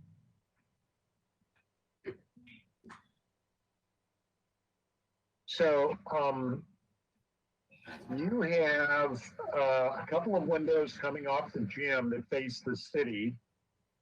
And then there appears to be a similar size window out of what appears to be a little bathroom just off the gym. Is that right? Correct. That's what I'm looking at. Okay, Yeah. so if we go to the elevation, we go to your elevation for that side. I don't know what sheet that's on. Be on the next sheet, at 12. Yeah, So you can see at the bottom. The bottom there, those three large windows. three identical windows. One of those is the bathroom or the shower room, right? Right where the section Yes. is, correct? And then there's another Yes. little window that probably is into that storage room, just to the right. Is that a window or an opening? What is that? We would, it's a measure of breaking up a monotonous facade, quite honestly. This is one of those rendering liberties. It wouldn't necessarily be a window. It may be a grill. It may be something else that would some fenestration element. Okay. All right. And then last question is the story behind why you're using different roof materials. Did I miss that, or is there a story behind why you're doing that approach? Well, it's really, so we have the standing seam and we have the slate. You know, it's a matter of just trying to break up a very large set of roofs. You know, we'd be content to restudy any of that. So this was our initial idea. So. Okay. All right. Thank you. That's my questions. Well, thank you, Mr. Sweeney. Mr. Ziegler, do you have any questions, please? Yeah, I do. Could we see a picture of the garage area again and the turning area outside it? So if you go to sheet number 6, or actually the landscape sheet as well.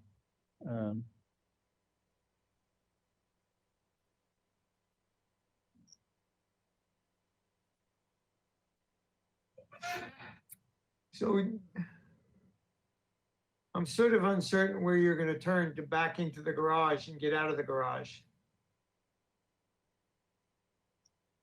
Okay. so if you look, you would basically come straight back out of the garage. Yeah. And you look at the drive right, and then you'd back, and then you'd go forward. Okay, and you think that's big enough, huh?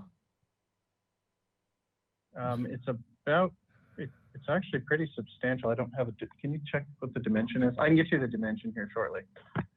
And Mr. Ziegler, and to the chair as well, this project has not been reviewed for compliance with transportation planning standards yet. That would be part of the application completeness review.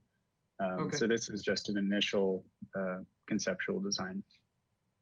I got you. The other question I had is on your initial slide, you showed that the total area was 7,180 square feet and the FAR was 7,480. And I'm wondering how the total got smaller than the number for the FAR. I think it was 7,1. It was on your initial sheet. So we have it per our calculator, we have 7190 net. And then if you look at just right and above that, that's the same utilization we're using. So it also says 7190. Okay, So I I'm thought not I said sure. 7,480 at one point, so that's where I was confused. Okay. Okay, well, thank you, guys. Thank you. I have a couple questions. With the roof, it's an interesting style. I kind of follow with what Mr. Motisha was saying. Was part of the reason the way the roof is to keep the heights down? Is that what you were trying to achieve? Yes, look, there's a 30-foot height limit, but it's a hillside site and it goes down pretty quickly towards the edges. And so we had to find ways to work within that and meet the program that we needed. And so the best way to do that, and also, look, I've done enough hillside houses to know that big giant roofs across these hillsides are not great. Yeah. So we buried the house into the site, and we broke the roofing as best we could. And that's right. Yeah. And you wouldn't the flat sections, because based on the way we did them, you can't see them from anywhere. Right. So because the middle flat section actually sits between two ridges, and we've figured out how to drain that. And then there's a small section on the front that's a mansard that actually sits on the other side of the ridge from any of the houses above it. So you wouldn't see it at all. Okay. And what was the color you were thinking about for the standing room? Seems roof matching the slate or a contrast? Yeah, no, it would go along with the slate. So it would be a dark gray color in some capacity. We obviously the hand renderings, we showed it a little bit different just for the benefit of sort of visibility, because if we just color it all the same color, it gets very kind of muddied. So, but Right. we'll have, as we develop, we're more than happy to share, and we'll have to anyway, all of the materials and colors and things like that. I was just curious what your direction was. Now, the other question I have is, normally when we go over 100% FAR, they usually have a list of comparable houses sizes. Was that done with this project? The closest 20 homes or something like that? Chair Miller, that would be part of the single family residential supplemental materials. And since this lot is so large, that is not required an initial submittal, but you may request it as part of your motion and your review. Well, it's kind of like, I guess, clarification of the 115% FAR. Is that because of the basement was included? Is that what's causing it to go so high? Is that what was said? Yeah. Yeah, okay, all right. All right, thank you. Those were my questions. With that, we'll go back to the board for comments, and I'll just go down the list. Board Member James, do you have comments, please?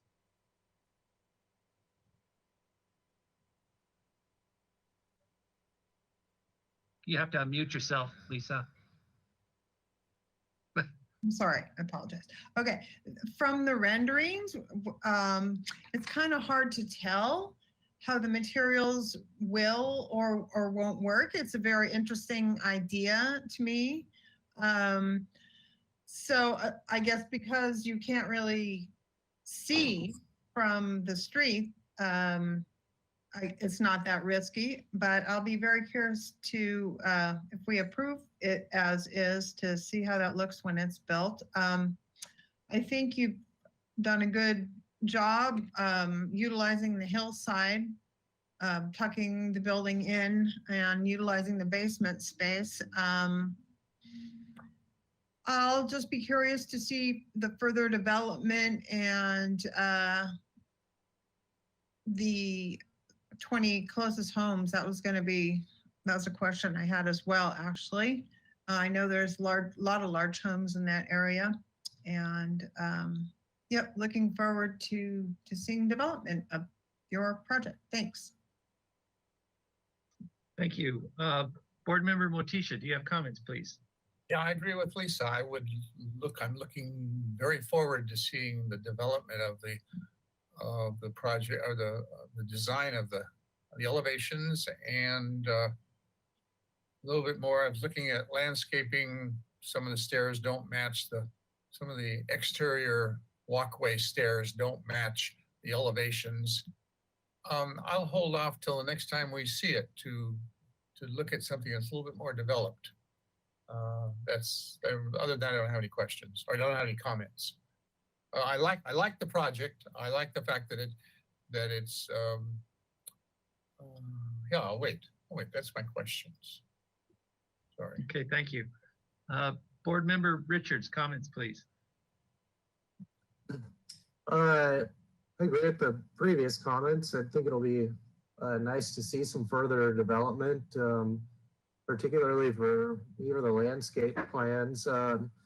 Just an observation from what I see right now, that you enter this house and there's a lot of driveway and big roundabout and whatnot right in front of where you come in. And I think that where you have planting there, it's going to be important to really, get the biggest impact you can to try to soften the home. So I also would encourage the applicant and to look at possibly like 3D modeling this project in the context of the site, because there's a lot of slopes involved, and kind of understanding the walls and the relationship to the existing grades and the roadway and all that, I think might really help explain it to the board. I know you're in the preliminary stages at this point, so hopefully the next step, maybe we can get a little bit more detail, and that might kind of further explain it to us. So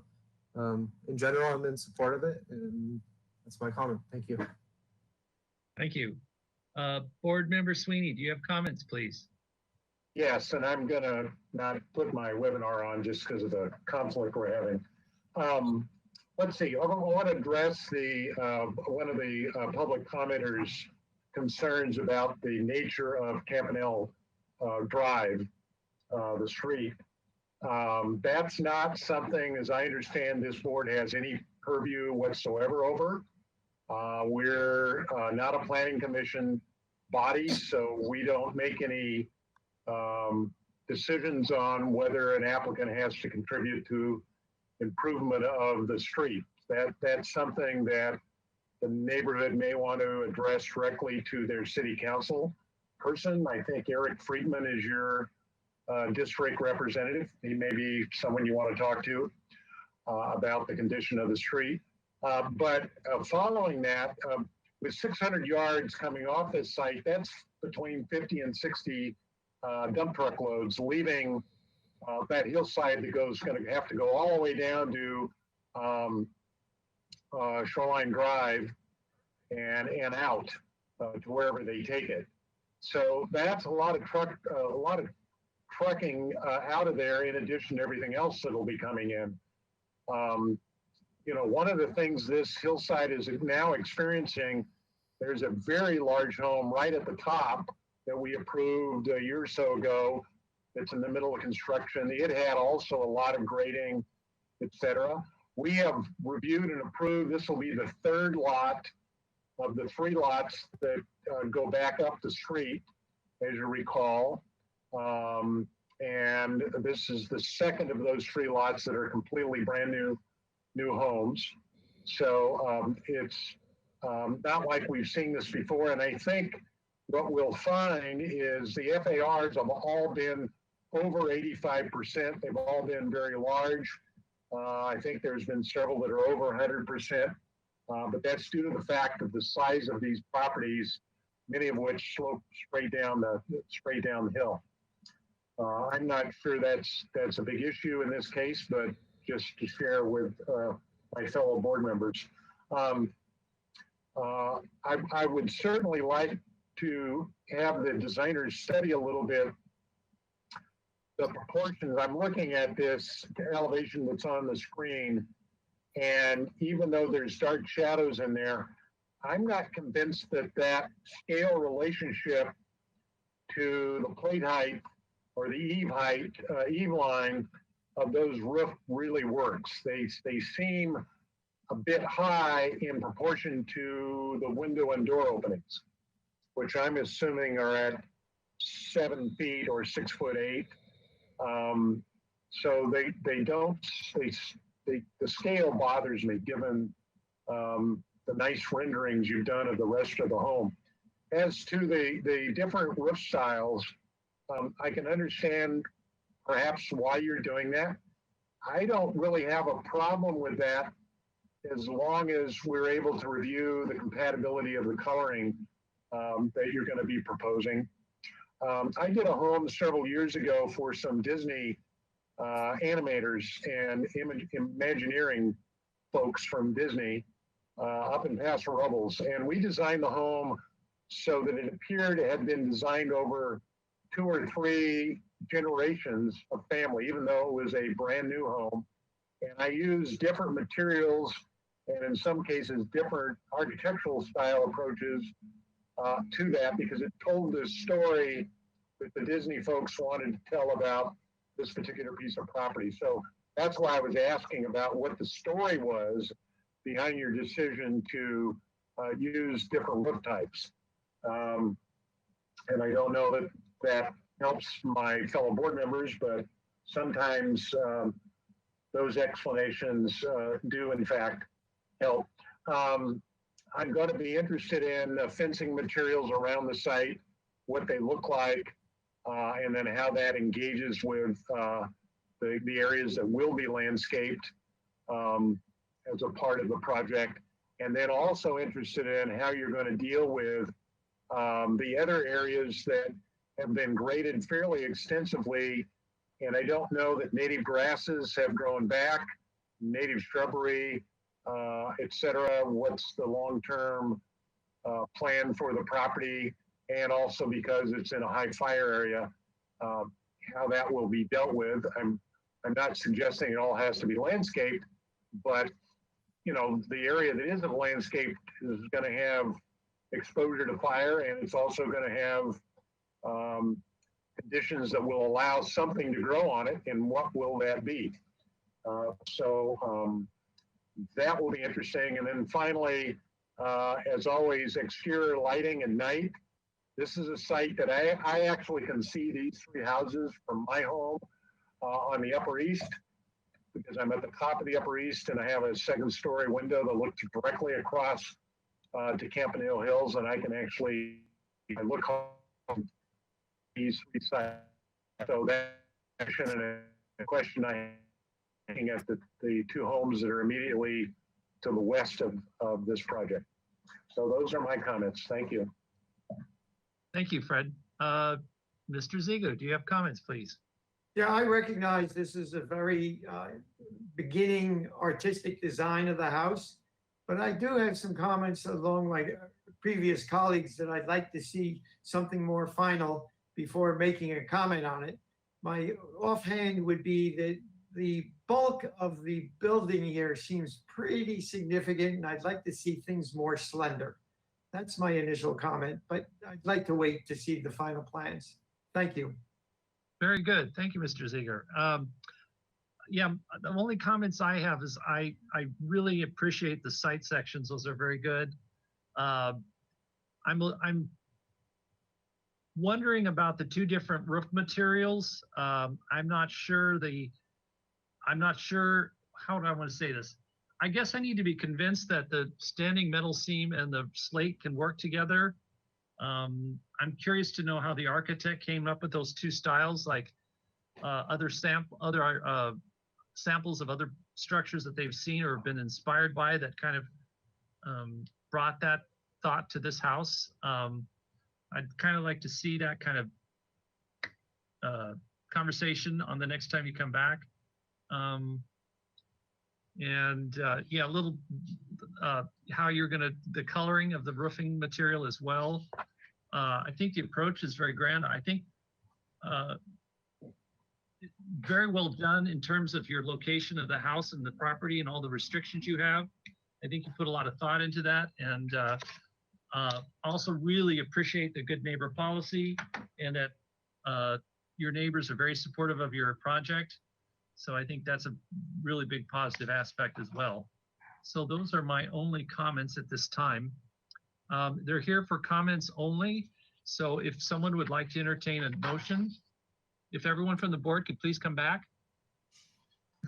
I will make a motion. Out of the room. Mr. Chair. Yes. Okay. The board would like to give this project positive comments, to return to us with the following things.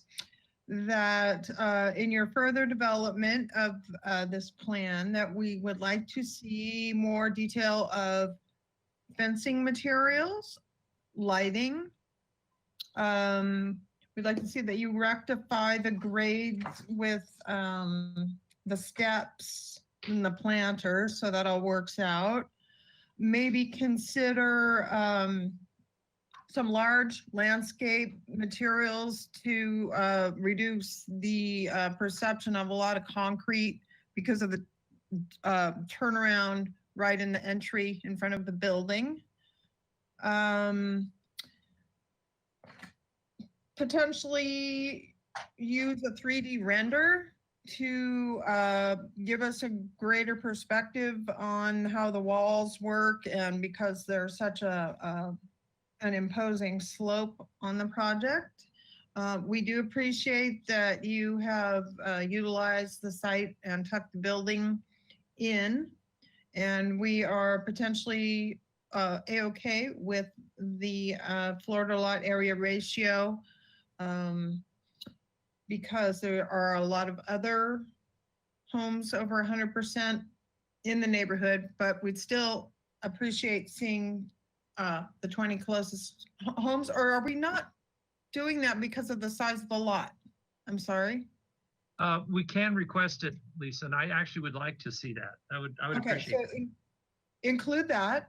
Also, you'll be interested in the colors and materials for the roof concept. And we do appreciate that the neighbors have chimed in and you've gone out of your way to meet with them, and that they approve your concept. So that would be my motion. Thank you. Do I have a second, please? I'll second it. Who is that? Ziegler. Jonathan? Yeah. Oh, okay. Thank you. Any other discussion? I hear none. Can we have a roll call, please? Thank you, Mary. Thank you. We have Chair Miller, Yes. Vice Chair James, Yes. Board Member Motisha. I'm Yes. sorry. All right, thank you. Board Member Richards, Yes.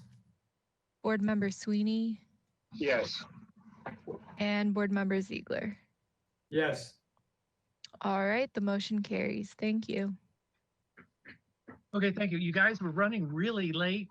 It's the next item was scheduled for 4:45. It's almost 5:30, so just want to let you know, just be cognizant of the time. So anyway, the next project is for concept review. So I'm going to read it into the record. It's a proposal to abate violations in ENF 2018-00963 including permitting an as-built sunroom, garage, kitchen bay window, and interior alterations. Project includes demolition of an as-built gas fireplace, removal of as-built exterior stairs at the north and west sides of the residence, and removal of an as-built skylight at the second floor den. Project also includes a second floor bedroom addition and a first floor addition to the kitchen area. Project requires staff hearing officer review of a modification to allow the as-built sunroom to encroach into the eastern interior setback. Project is located on a 14,160 square foot lot in the Hillside Design District with an average slope of 70%. The proposed total of 1,936 square feet of development is 46% of the maximum guideline floor to lot area ratio. Do we have a representative for this project, please? And they're here for concept review. No final appealable action will be taken at this hearing. Project requires neighborhood preservation findings and hillside design slope lot findings.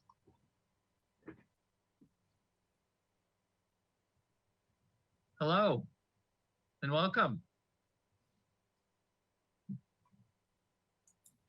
We can't hear you. And Mr. Esper, yeah, you're muted currently. Okay, how about now? There you are. All right. So, Hello, my name is Brian Esper. This is my wife, Connie Esper. She will be speaking and making some comments. I wanted to thank Mr. Hamilton for helping us getting to this point. I would like to start. Hold on, Mr. Esper. Jonathan, can you mute your speaker and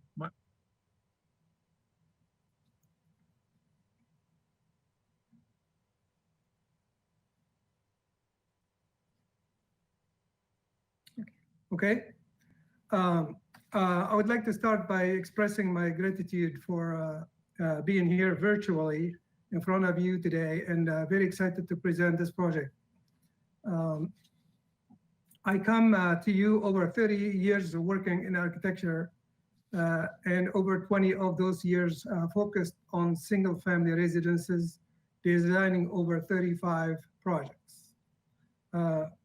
This is my first time designing in the state of California, and therefore my first time presenting to this board. This project is personal to me as it is our personal residence. I want to talk a little bit about the property. This property is located on at 1236 West Micheltorena on the west side. It is just before the cul-de-sac at the end of the street. The homes near the vicinity, those were notified of this hearing, range from 849 square foot to well over 3,500 square foot. The home that shares the property line with us on the northerly side is just over 2,100 square feet. This proposal would take the current square footage of our home from 1,046 to 1,545 square foot. Still a modest home and still fitting within the area. The property was built in 1967 with an addition of a den and a bath added in 1980. As you see in the photos, this is a quite unique property built on a regular lot.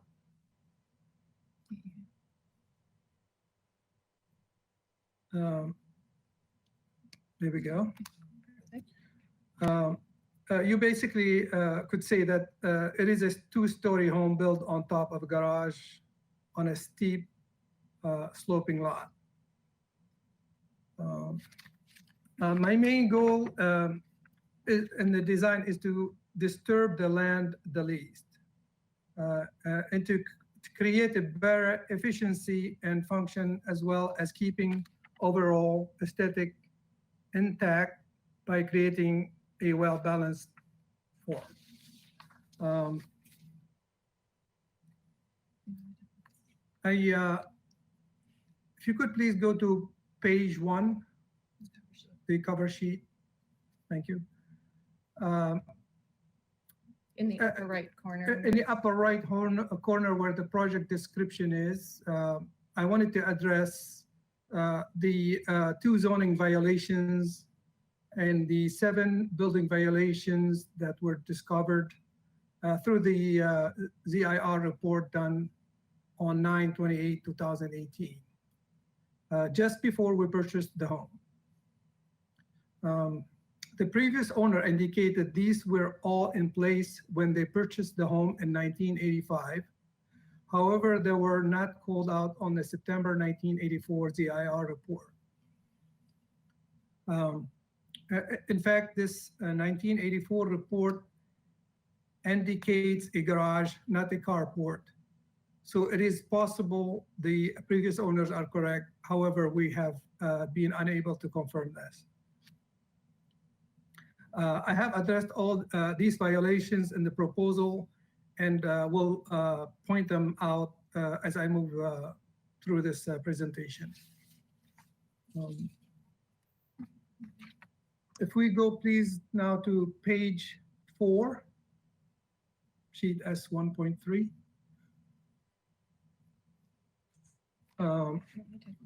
If you go to detail 1 on the left, you can clearly see the unique shape of the lot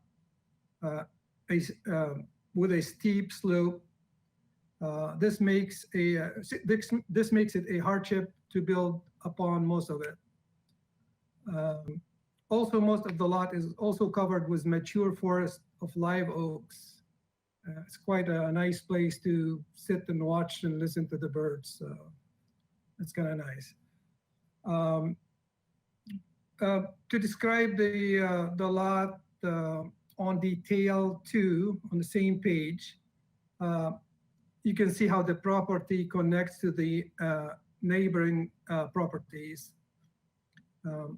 The northerly property adjacent to our house at 1230 West Mitchell Arena is a 2,108 square foot house.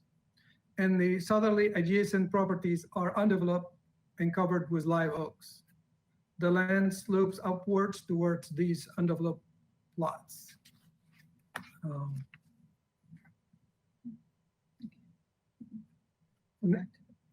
Now, if we flip back to the pictures on page 2, sheet S1.1. On the upper row, you can see the current look of the house in the photographs. It has a modern aesthetic, and my proposal today is in keeping with the original aesthetic while trying to disturb the soil as little as possible. I want to also bring your attention to the 2 stairs, as I will be addressing these in the proposal shortly.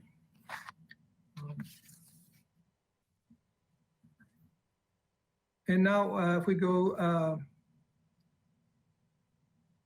to the sheet, the demo sheet on page 7, please. Sheet A1.1. Detail 3, which is the garage floor plan. In the garage, we are removing the laundry hookup, and as it was a violation. And we are also moving the fixed window on the northerly side to replace it with a man door.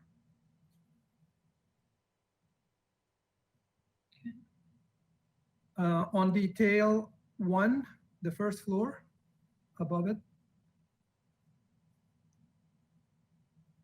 we are removing the exterior stairwell from the northerly side, And we are also demoing and relocating the half bath.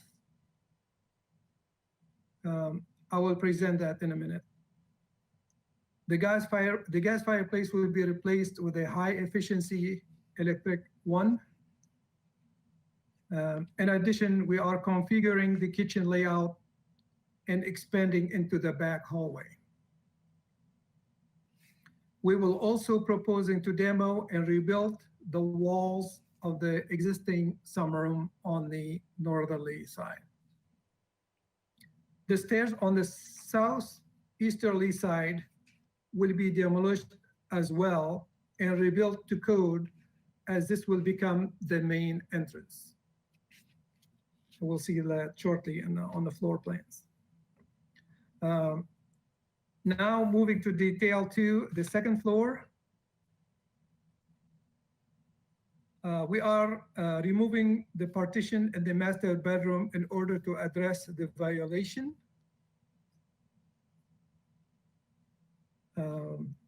Also addressing the violation in the den will be the removal of the stair in the loft, plus the skylight.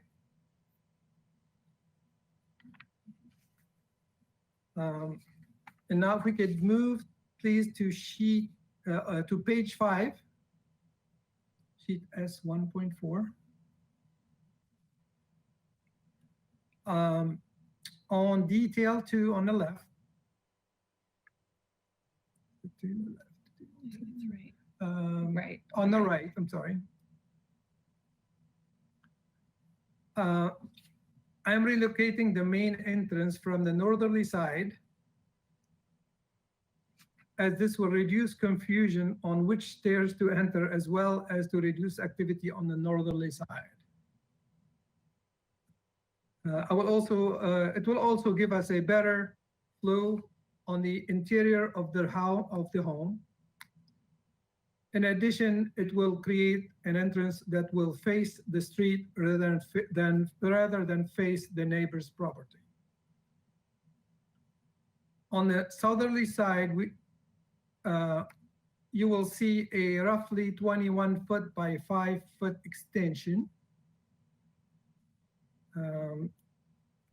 This is currently an unused space and affords the ability to create a street-facing entrance and extend the upstairs bathroom without disturbing the site. The westerly addition at the top of the plan is for an additional bedroom.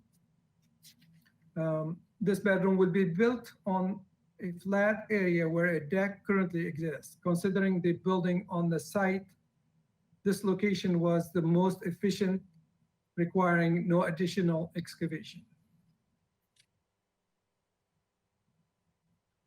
And now if we can move to the northerly side, there is currently a 6 by 9 foot as built sunroom.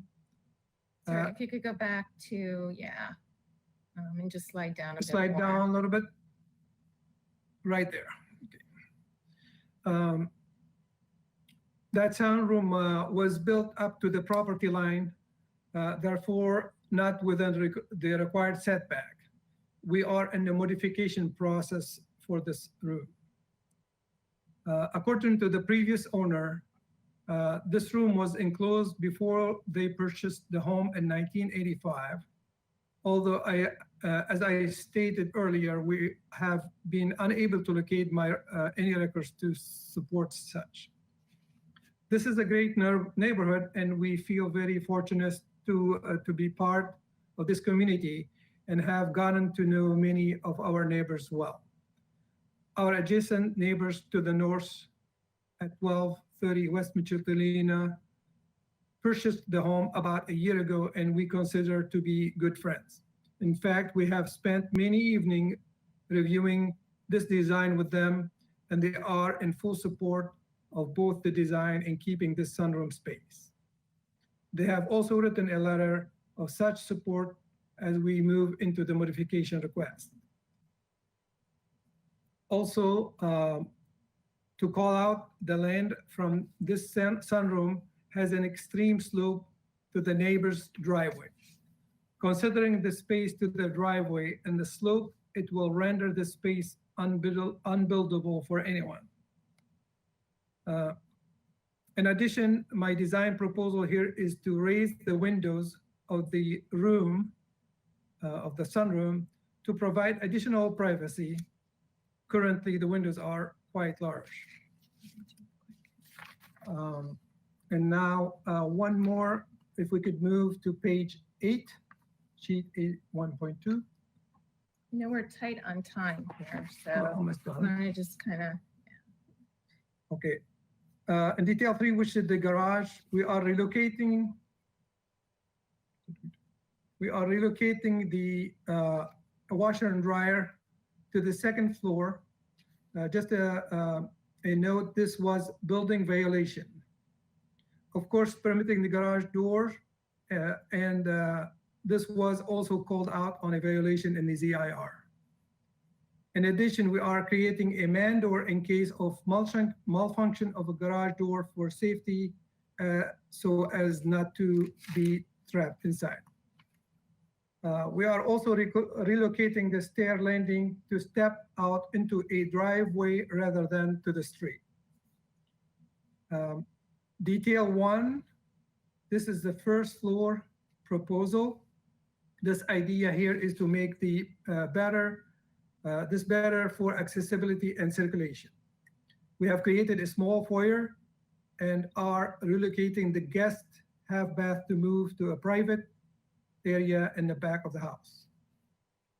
Also, we are utilizing the existing back hallway of the kitchen to extend the size of the kitchen and create better function and open main living space. In addition, we are creating a home office study area in that back hallway, which comment to existing sunroom space, creating one room.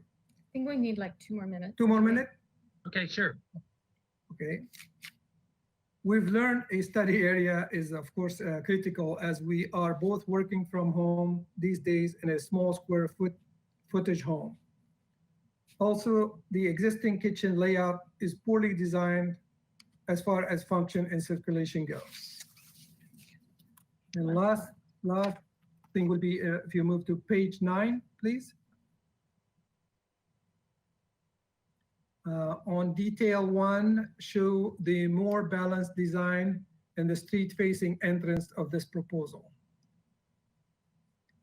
On detail 2, there is an important design change to current facade to point out, and that is squaring off the roof line over the den to make the profile fitting with the rest of the house and its original design aesthetics. Also, the skylight that was called out in the ZIR will be removed from the roof.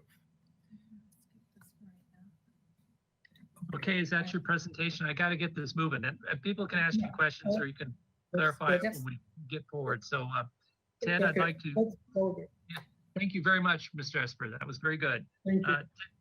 Ted, did we get any emails, or someone would like to comment? I believe we did. Mary, would you please confirm whether we got written public comment? Thank you, Ted. We did receive one letter from the neighbors in support, and their names were Mary Hobson and Paul Hartloff.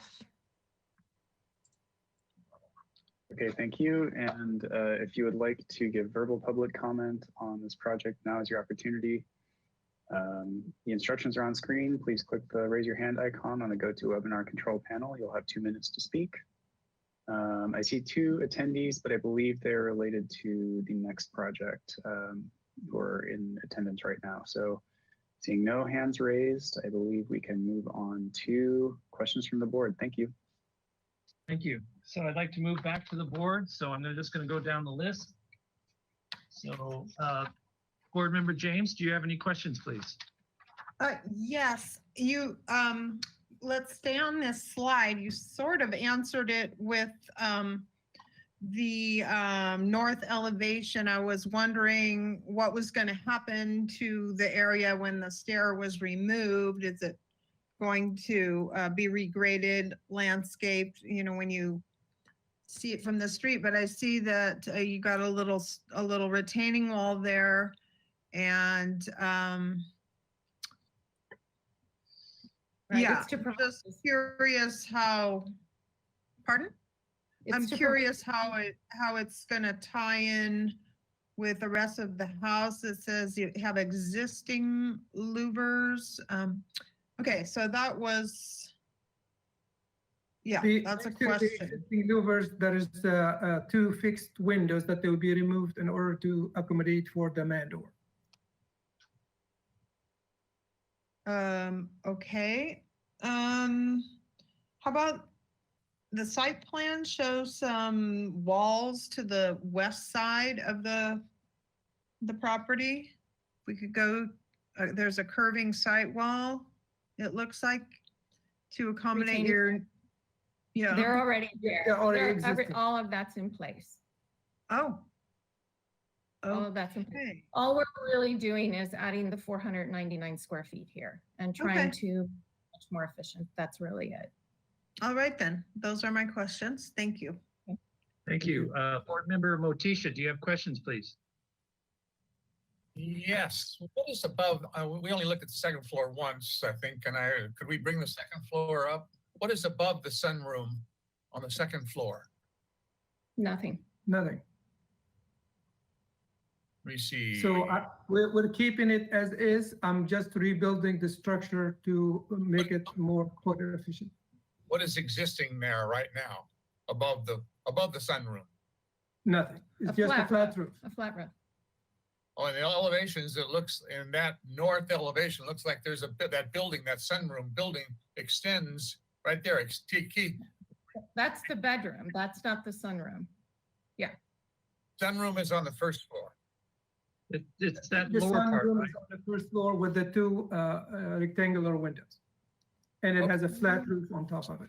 This plane right here, all the way up there is one plane. The whole north elevation of the second floor is one plane.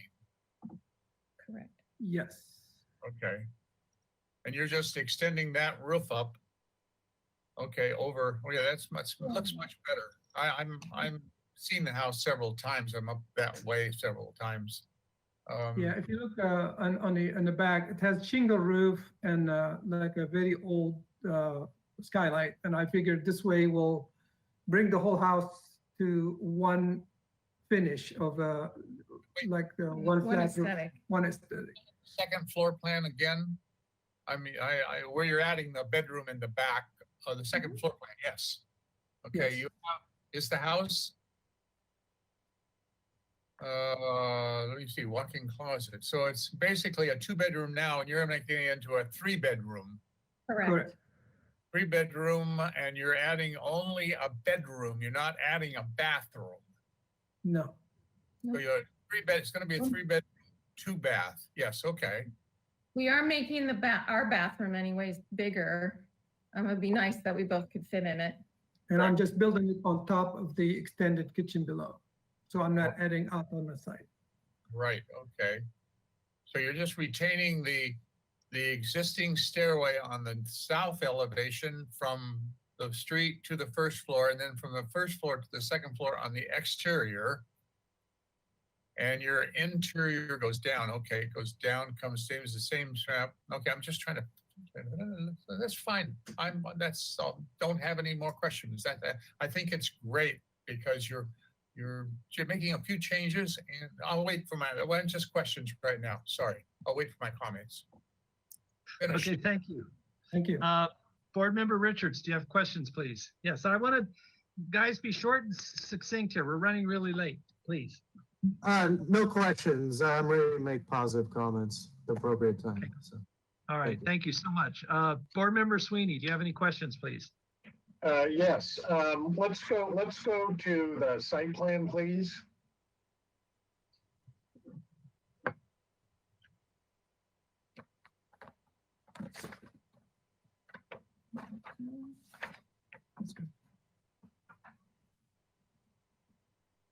There we go. Thank you. So there is an existing balcony off of the deck that you're going to turn into a bedroom. Is that correct? Correct. And then there is an existing sunroom that fills up the setback line between the northern property line and the existing building line, correct? Yes. That's right? Okay. So Ted, do both of those require modifications from the staff hearing officer? Yes. Board Member Sweeney, And Mr. so Chair, to go to the, I was just going to confirm that yes, both items encroaching into the interior setback, the balcony and the sunroom would require a modification. And staff that, would ask, yeah. so, but that process has not been started yet, correct? Board Member Sweeney, Mr. Chair, yes, the process has been started. They submitted the applicant submitted a concurrent application for a modification. It's in the completeness review phase right now, and they're here for, comments on the overall project as well as comments on the appropriateness of the modification for the sunroom and the balcony. Fred, Fred, you've been cut off. Fred, I'm afraid you're gonna have to just be your sound. I'm gonna put my camera off, I guess. Yeah, yeah, that's fine. Further down on near the garage, there appears to be a condenser. Did I see that correctly? On the northern side of the house, near the street? Yes. And in my design, I try to Okay, put that area to bring it down. Okay. Okay, so is that condenser there now, or is it going to be there? It is there. It is there. Okay. Ted, we've gone through this a couple of times in the last couple of meetings. My understanding is condensers can be in the setback line, but they have to be 5 feet away from the property line. Is that true? Board Member Sweeney, mechanical equipment has to be 5 feet away from the property line and has to comply with noise ordinance standards. Yes. Okay, thank you. And then could we go to the northern elevation, please?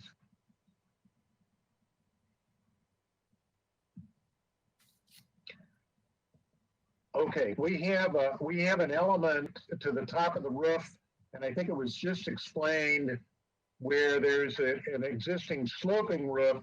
You're going to bring that up to a level point. Is that, as I understand it, the zoning is 30 feet.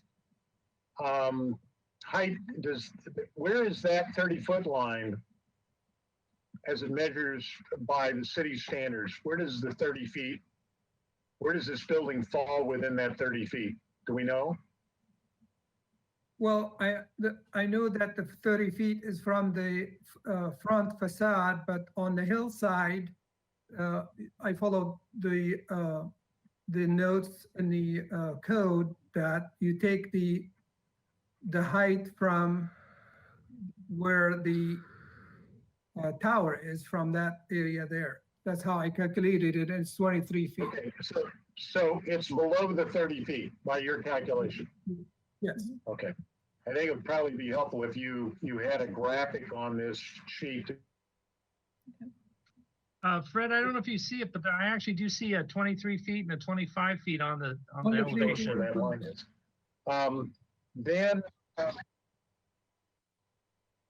No, I understand that, but when we have 30 foot, most of the times designers will dash in the line as it follows up a hill, so we clearly understand where it's going. Okay. Okay. Anyway, down at the garage, on this elevation at the corner, you have a great block is delineated there, and I think that's what's on the house now, but you have something that looks like either tile or glass block at the corner. What is that, you know? This is the design of the garage. It's actually concrete block. It's just the design on that part on both corners of the garage. It has that style of concrete block. If you look at the photos, you could see it better. In other words, it's existing, right? Yes, yes. And so that's there right now. Yes. Okay. And then on the east elevation,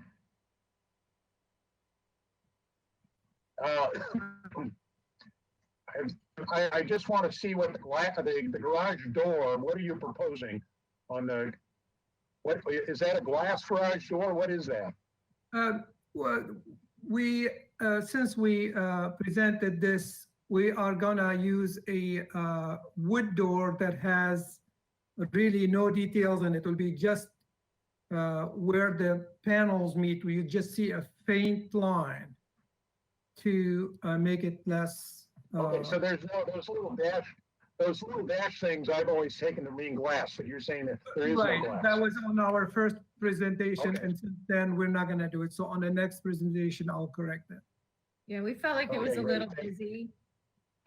Okay, If I thank you. may just show little, that's how it will look like. Okay, great, thank you. And then is there I can't remember, been up to this house, but I can't recall, and maybe we look at the photograph. Is there a fence on the northerly property line? Or is there No. fence? No fence. Okay, No, and there's that- no, that- it's just, and as I recall, there's no landscaping or hedges up there, as I recall. There's a lot of wild blackberry. right There's a now. lot of wild blackberry, and where I'm building that bedroom in the back, you can see that there's a big oak tree that once I build that room, you won't be able to see it from the neighbors because of the Okay, oak tree. and then if we could go back to the north elevation, one last question, where the sunroom is there windows on the north elevation of the sunroom? Am I confused or what I'm looking at? This is considered the north. It faces north, this direction. So on the other side, on the back side of it there, no, there will be no windows on the part you can't see. Well, no, those little two high windows there. Yeah. That I'm looking kind of the middle story, is that the sunroom? No. The two ones is the sunroom, Yes. correct? Yeah, those two little windows are the sunroom, okay, that are up high. And then the window above that is in the bedroom, Correct. Yes, correct? and that would be egress Okay, window. great. Okay, and then I'm assuming the coping at the roof elements are all some kind of metal configuration and gutter, correct? Yes, Okay, all right, thank you. thank you. Thank you. Board Member Ziegler, do you have any questions, please?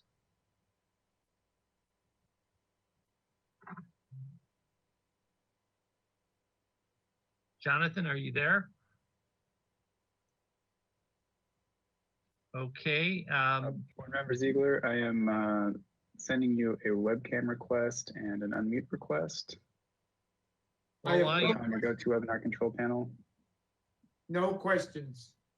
Okay, thank you. The only question I have is if we're looking on this current elevation, those little black things on the second floor, are those a railing for a deck? Is that what those are? Yes, I tried to use this architectural detail to kind of make it feel like it's being suspended. Oh, wait, oh, those are brackets to hold up the roof, right? Right, they're just couple rods. Got it, got it. Okay, that was my only question. Thank you. It'll be so- the- Oh, sorry. Yes, I go was ahead. gonna say it's the same detail over the entrance. Got it. Thank you. So I'm going to go to comments now. So I'm going to go down the list for the board. So Board Member James, do you have any comments, please? Yes, I appreciate your relationship with your neighbors, and I think you've done a good job to improve the property, and that new entry makes sense, and I am in support of the project. Thank you very much. Board Member Motisha, do you have comments, please? Yes, I really like what you've done. This is the fun of living in Santa Barbara, owning a house and doing what you want to do to make it more livable. I have several houses like this that I would love to do what you're doing. I just never have any time. Tight house, tight lot. You've improved it greatly. Looks much better than, are you going to stay with the same color? Hopefully. We are thinking about going light gray. I think this the green that's there right now kind of kind of faded with the time. And I've been driving around the area here looking at similar style homes with colors, and I see that the grayish color that fits very well with the nature with the green in the background instead of green on green. I think it's great you're taking the other stairway off and you're moving you're just making it more livable and more fun to live with, and the new entrance, the new kitchen, and added a bedroom to it. Yeah, I'm totally in support of the project and have fun with it. Thank you so much. We're very happy to be here. Great. Thank you. Board Member Richards, do you have comments, please? Yeah, positive comments. I think it's great you're improving the home.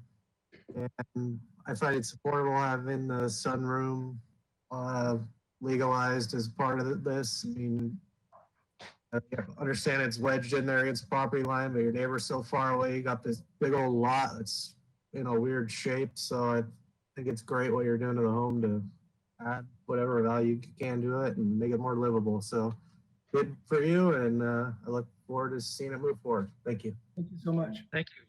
Board Member Sweeney, do you have comments, please? Let's see. First of all, on the sunroom, I think you're going to have a problem. I had a project a couple of years ago that had probably twice the list of zoning violations yours had, including things that were in the setback, and the staff hearing officer would not allow anything within the 6-foot setback on a steep downslope property like this one. So I think you're going to have a problem when you get to the staff hearing officer. The other problem you're going to have is as I recall, having done another project where it was right up against the property line, the building code does not allow you to have any openings closer than 18 inches to the property line. So those glass windows wouldn't be allowed, as I understand the building code. So that's something you probably need to check. Also, the condenser closer than 5 feet to the property line is not acceptable. The deck is not acceptable in the setback line as I look at it. I'm generally in support, as my colleagues are, of everything else you're doing, but I think you've got a real problem with the deck, the condenser, and the sunroom in the setback lines for a whole slew of reasons. The other reason is you have no fire access on your property along your northerly side if you allow those to remain. There's no way for a firefighter to get around that side of the house if they have to stretch hoses up from the street. So I can't support, I can support the general approach and the way you're proceeding with the rest of the house, but I'm not going to be able to support a project that allows the sunroom and the deck to remain fully in that setback line and the condenser. Thank you. Thank you. Thank you, Mr. Sweeney. Mr. Ziegler, do you have any comments, please? I don't have any comments. Okay, thank you. I think, to me, my comments are that, yeah, it was a house that's kind of tired and you're waking it up and bringing it back to life, which I think is really wonderful. And I would support the sunroom, but I think Fred's got some valid concerns, and it's probably better you find out about it now before you get too far than what so happens to a lot of us architects. We get real far down the road and all of a sudden we get hit with something. And so I think he's got some important concerns for you to be aware of. Plus, he's not going to support it. So anyway, those are my only comments. I think it's a great job. I think it's going to be a great asset to the neighborhood. So with that being, can I make sure. one more? Absolutely. Pull up your street elevation. It's yeah, right there on the left. This dark black line on your north that goes up the north side of the house, Yes. kind of throws everybody off and thinks, oh, that may be the property line. The property line is right down the side of the sunroom, correct?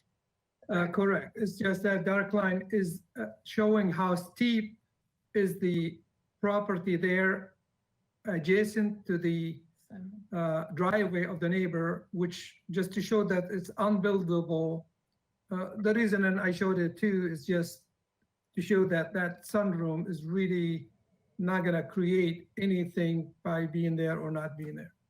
Can you go, Bill, Joe, if you look, I understand that, but I think it would be beneficial to us and the building department if you indicate on this elevation here where the property line is and put a line there, yell right down the side of the sunroom. Yes. This shows that your trees, I thought your trees were on your property when I first looked at that. Those trees are not on your property. They're on next door neighbor's property. Yes. Okay, and same with the big oak tree. It's not on your property, I don't think. I think it's Correct. on the door. On the neighbor's property, but it's big enough that's covering our backyard too. Right, I understand that, but our comments and our questions, I think one of them was directed toward that big oak tree. And basically you don't have anything to say about that big oak tree. It's not on your property. Correct. Okay, no, that's all my comments. I still like the project. thank you. Can you go back to the page that has the pictures of the property, especially where the sunroom is from the street? I'm just curious now that Joe brought that up. Oh, okay, so it's the northeast elevation. Can you highlight that one? Yes. So what you're showing here is the property next to it is not ever going to be built. Is that correct? Correct. So that's okay. So looking at that now, let's go back to your site plan.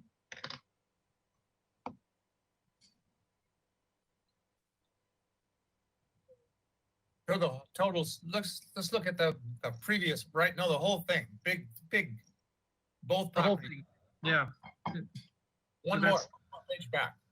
Bigger property, bigger site. That's what I There want you to go. see. Yeah.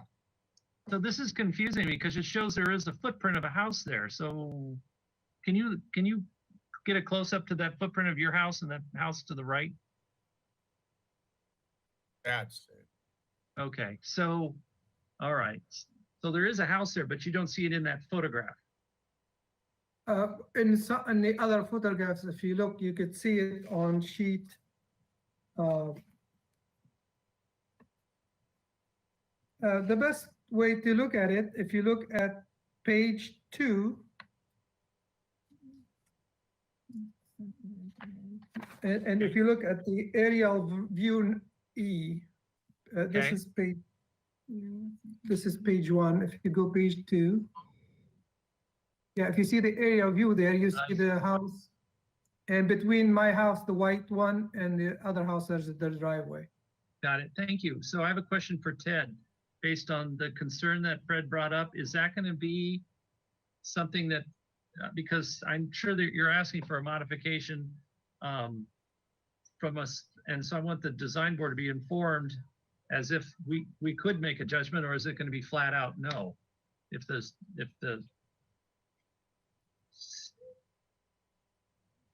Why don't you trade? Go ahead, I'm sorry. I'm sorry.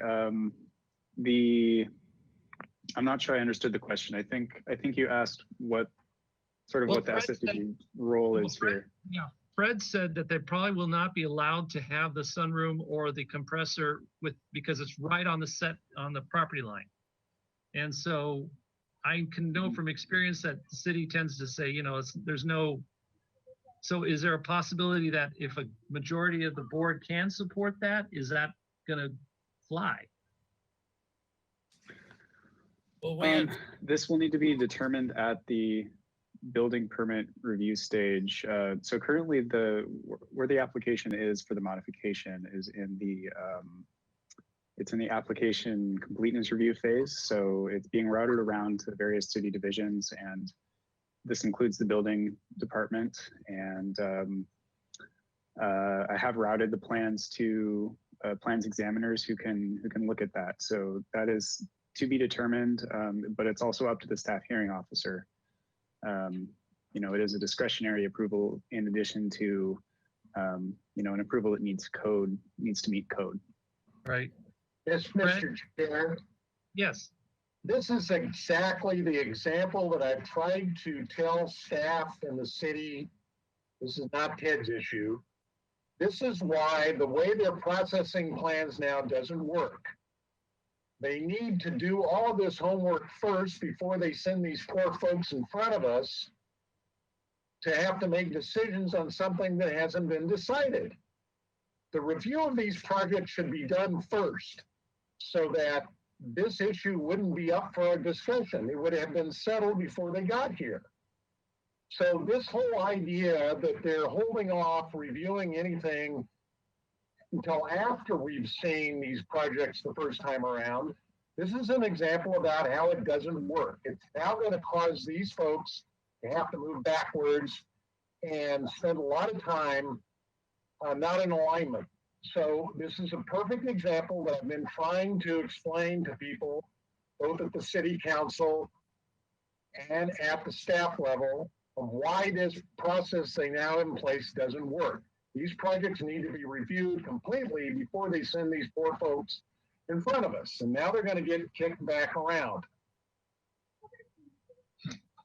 Okay, Joe, do you have something to say? It looks like you're something you want to say. I think the guy that drew those lot lines got up on the wrong side of the bed one morning. I have addressed this problem once before on one of my properties years ago, and I talked with a neighbor to your north and traded property, which was very simple, and I gave them twice what back of my property. They gave me 1/2 of it, and I got a property line that was over I think it was 7 feet farther over. They gave me 7 feet of their property all along your north property line, and made everything legal just by trading property. And you got all that property back up, which is could be part of their property. I don't know what the contours are back there, but they might, if you approach them, they might agree to give you property for their property. What year did you do that, Joe? Oh, back in 74, 73. Yeah, I don't know if they could do that now. That's the thing. This was in Montessori. Yeah. Okay. So we've got to make a motion here. And so the information we have is somewhat incomplete in terms of whether the modification can go through or not. I feel a little insecure about it. So I need some guidance here, Ted, how we can do this so that they are, Sure. So, yeah. Mr. Chair, board members, this project is similar to other projects you've seen at the concept level in that we're requesting your comments on the supportability of a modification. So in your motion, if you could please address that and the other elements that are proposed. And please let me know if you have any further questions I can help clarify. Well, if we support the modification, but it's against the municipal code, that's the issue. Is it going to be, are they going to allow it? That's the question. So, Mr. Chair. Yeah. Yeah, there's really two issues going on here. Ordinarily, in the old days, we would get a project that has been reviewed by staff for all of these little issues. But they would bring it to us with a request to make a aesthetic determination, aesthetic only, on a modification request. So that's in play today. Okay. That's in play today, and a maker of a motion can indicate whether or not aesthetically the requested modification elements for the deck and the sunroom and the compressor are aesthetically appropriate. And the board can make a determine yes or no. The other problem, though, that occurs here is there are building code issues with the sunroom being in the setback due to openings adjacent to the property line. That's a building code issue. If, as Mr. Motisha points out, if for some reason other than our reasons that the staff hearing officer denies the request for the deck, the sunroom, and the compressor in the setback, then a lot line adjustment process could be taken with the adjacent property owner and do what Joe had already mentioned happened with him on a project many years ago, where you make a lot line adjustment where the two property owners agree to relinquish certain property or money or whatever that is between the two property owners that would then move the northerly line at least 6 feet away, and that would then make all of their requests legal under the way that the ordinance is now written. So there's 2 or 3 things going on here, and unfortunately that hasn't really been explained to the applicants in a way that they could have made some decisions and not had this in front of us right now without having given some of that resolved. That's you wonder why people complain about the city process. Well, this is one of the reasons. Now this thing is going to get drug out because they didn't get help to begin with. But this is something, in a motion somebody's going to make, that we either say, yes, aesthetically, the sunroom is appropriate, the deck is appropriate, the condenser is appropriate, or it's not. The other issues are outside of our purview, because they have to do with the building department and other issues which are not under our purview. So the only purview we have are the aesthetic appropriateness of those 3 elements. And if they're positive by the board, then that information can travel to the staff hearing office. All right, thank you. So, and for sake of time, I need someone to entertain a motion, and these are comments only based on the information we have. Thank you. Who would like to entertain a motion?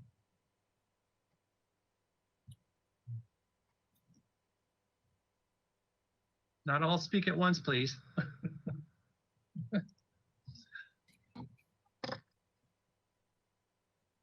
Okay, it's no one else's. Here I go.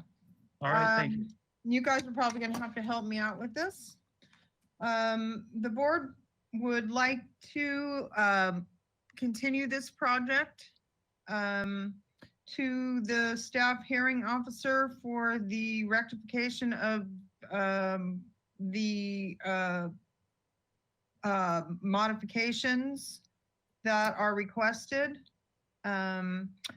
We appreciate the aesthetics of what you have proposed for this project, and we recommend that you resolve the issue with the sunroom and the nebulousness. Take that language out. Someone else can talk about this. Can I make a suggestion? Let's just say we support the modifications, but we have concerns that more research needs to follow in terms of this.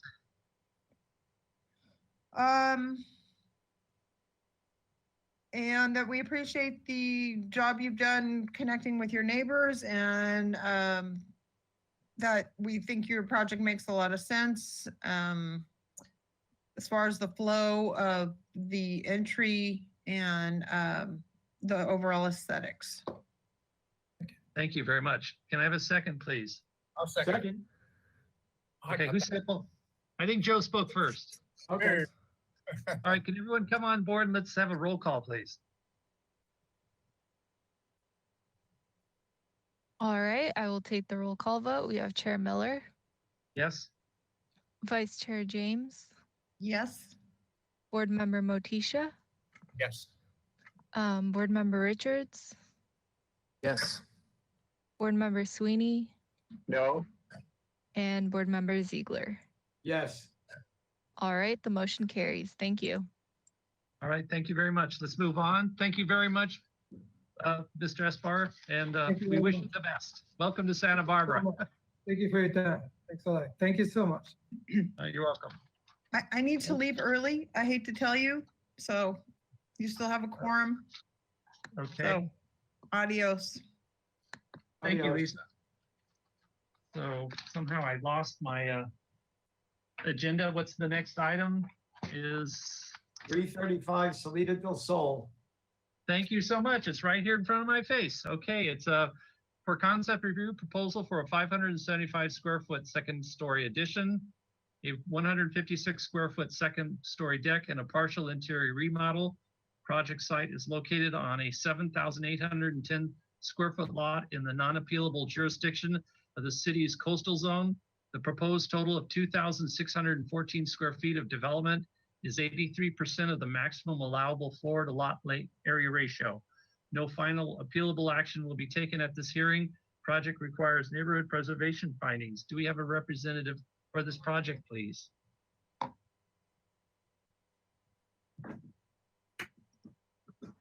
Mr. Chair, I am promoting the applicants to panelists as we speak. Great, thank you.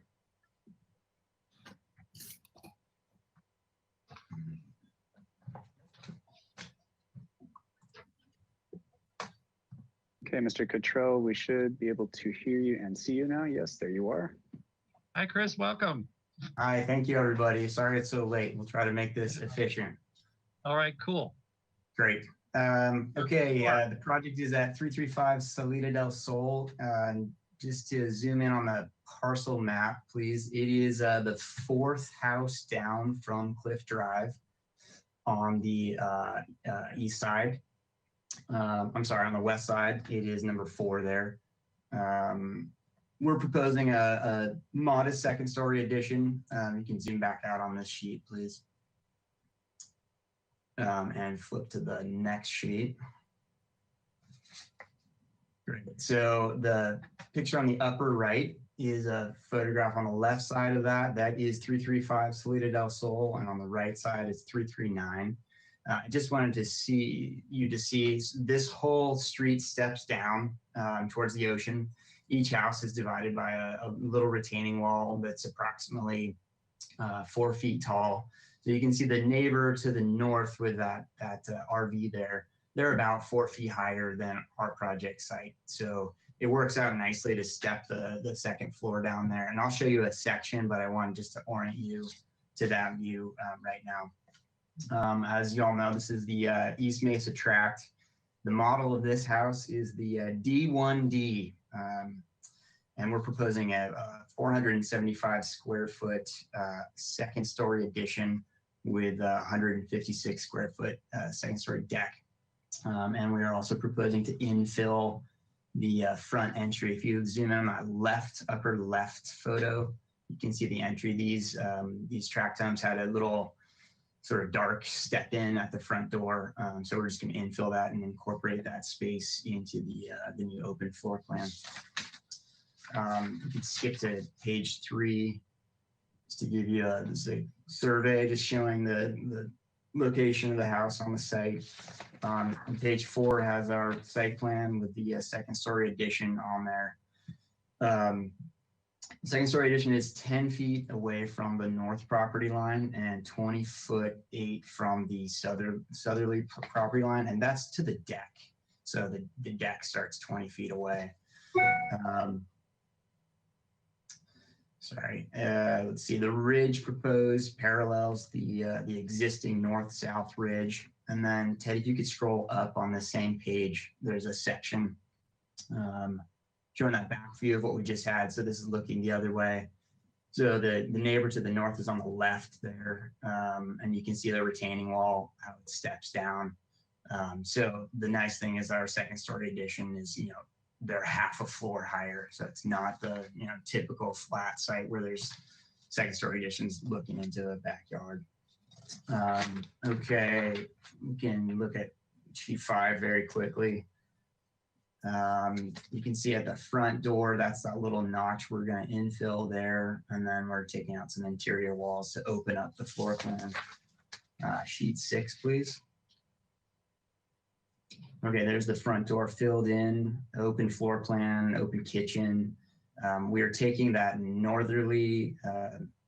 northeast bedroom and converting that to a mud laundry room, getting the laundry out of the garage, adding an open stair, and then making the northwest bedroom, bedroom 3, ensuite. So that's sort of aging in place, thinking ahead there. Let's see. And then if you look up on the sheet, Ted, you can see a couple of 3D views of this to give you an idea of what we're proposing. The top left one is from Salida del Sol. So you can see the ridge paralleling the existing ridge. We've stepped the addition. It's not even over the garage. There are some additions on the street that do come right up off the garage, and the massing of that, this is more classic wedding cake. We're just keeping that thing in the middle of the house. All right, let's take a look at the floor plan upstairs. Page 7, please. Great. So you can zoom in on that right hand. Yeah, perfect. Thank you. So the stair comes up in the middle there. We've got a little open study on the north side. It's just barely 6 feet wide. This is definitely a product of COVID, being able to work at home with the kids. And that's got some northerly windows there that are 3 by 3, and they're 4 feet off the ground. So they're not this is not a party deck or anything right there. A nice master bedroom. Views are to the south and to the east, southeast right there. So we've got a 3-panel sliding door, and then 3 nice windows that look out towards the street from the master there. Modest little master bath and closet. The roof deck is covered.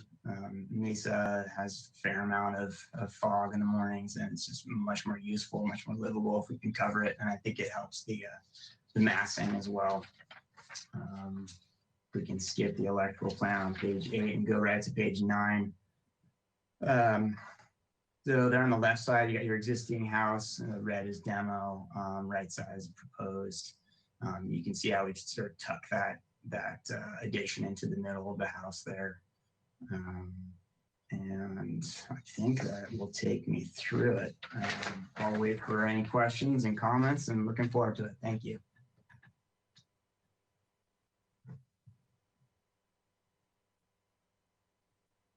Thank you, Chris. All right. Ed.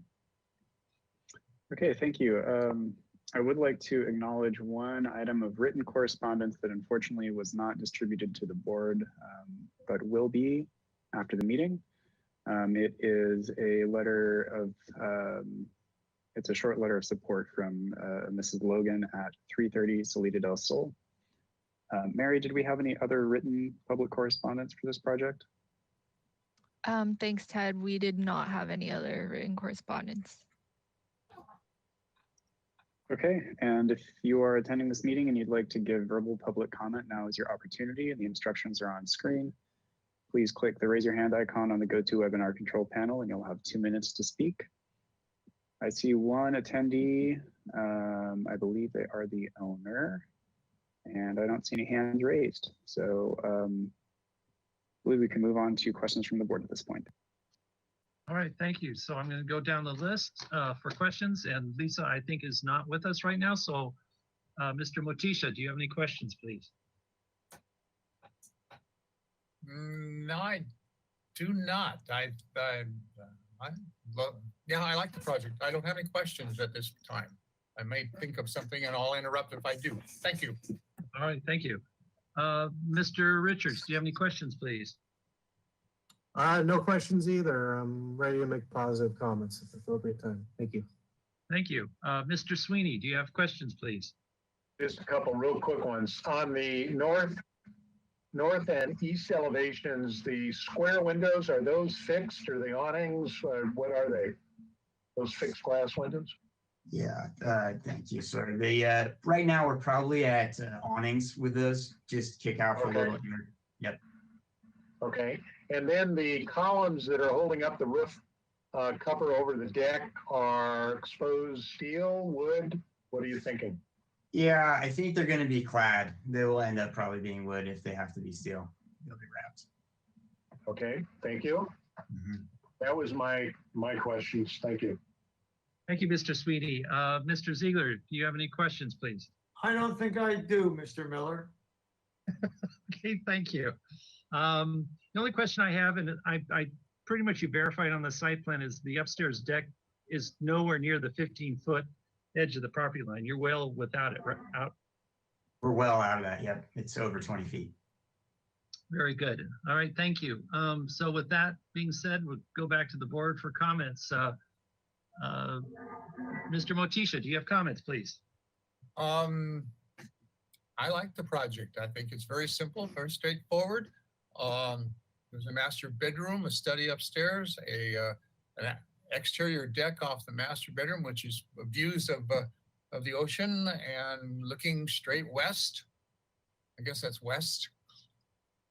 And yeah, I'm positive. I can support the project. Thank you. Thank you. Mr. Richards, comments, please. I agree with Joe. I think that this addition fits in nicely with the existing home. It seems like it's sensitive to the neighborhood, and I like the way that the deck is kind of nestled into the lower level roof line, and so I think it's great. Good work, and I think it should move forward. Thank you. All right, thank you. Mr. Sweeney, comments, please. Yeah, I agree with my colleagues. One thing that we probably ought to do as a board, once this gets project design approval, is recognize that this second story addition is one of the first on this side of the street from Cliff Drive down quite a ways. And so it sets in motion for the properties on either side at some point in the future wanting to have second floors. And since these guys are the first out of the gate, so to speak, in the future, we'll have to pay attention to the homes on either side if they want second floors and how they're placed. My only comment on the architecture, I think, is fine. I think the spindleness of the two columns holding up the roof deck might look, I know they're structurally, that's all you need, but I think it might look better if they were a little bigger, maybe not square, they could maybe rectangles that at least from the east elevation had a, you know, maybe it was something like a 6 inch by 12 inch or 8 inch by 14 inch enclosed stucco column might look better just from a design standpoint. But other than that, I think it's fine. Thank you. Thank you. And just to follow on what Mr. Sweeney said, I think, yes, since it is the first second story that to include in the motion, how well the second story is, the massing of how it is included in that, somehow some word verbiage about that, how appropriate it is or whatever. Mr. Chair, I just did a quick, I'm sorry to interrupt. I just did a quick Google check. There are 4 second story additions on that side of the street already. So it's definitely not the first there. Okay, we stand corrected. Thank you, Chris. Yep. What is the roofing material, Chris? Match existing comp shingle. It's comp shingle. Okay, Correct. that would get a little bit more of a hat on it, a little bit more definition, which it needs.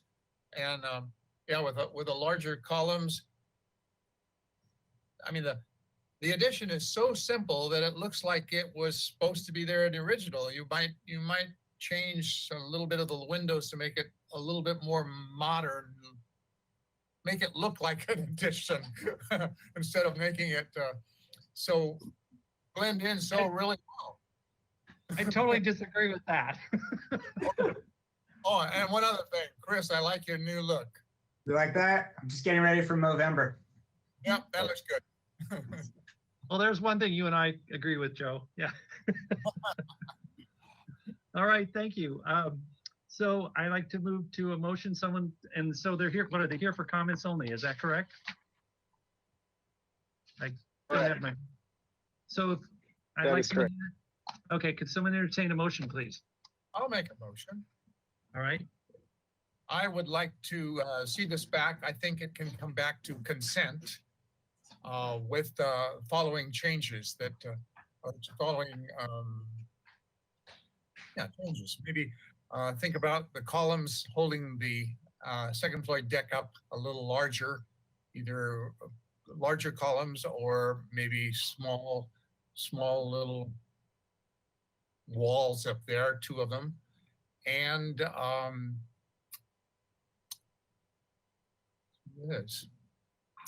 I think that's my motion. I think come back before the consent with those changes in the columns, and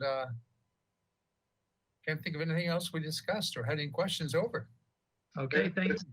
Mr. Chair, if we could help Joe on the motion. So I think what he's saying, if it comes back to consent, the board is in a position for project designer. Yes. Yes. Design approval when it comes, hopefully design approval when it comes back. Thank you. May I have a second, please? I'll second that. And Mr. Chair, before you adjourn, we have one issue that we need to ask Ted about, but go ahead and let's take action on the motion. All right, thank you. So can I have a roll call, please? Yes, thank you. We have Chair Miller, Yes. Vice Chair James left, Board Member Motisha, Yes. Board Member Richards, Yes. Board Member Sweeney, Yes. and Board Member Ziegler. Yes. All right, the motion carries. Thank you. Thank you very much. So Mr. Sweeney, thank you, Chris. Have a great Thank you, night. everybody. Have a good night. Thanks, Chris. Bye. Mr. Chair, this is really to Ted. Next Monday, I believe, is November 1st of November, or the 2nd, I guess it is. Are we switching out consent calendar reviewers? No. Good question. I don't believe they switched till December, but I will check on that and I can just send an let us email know. out to the board. Okay, Yeah, thank you. thanks for the reminder.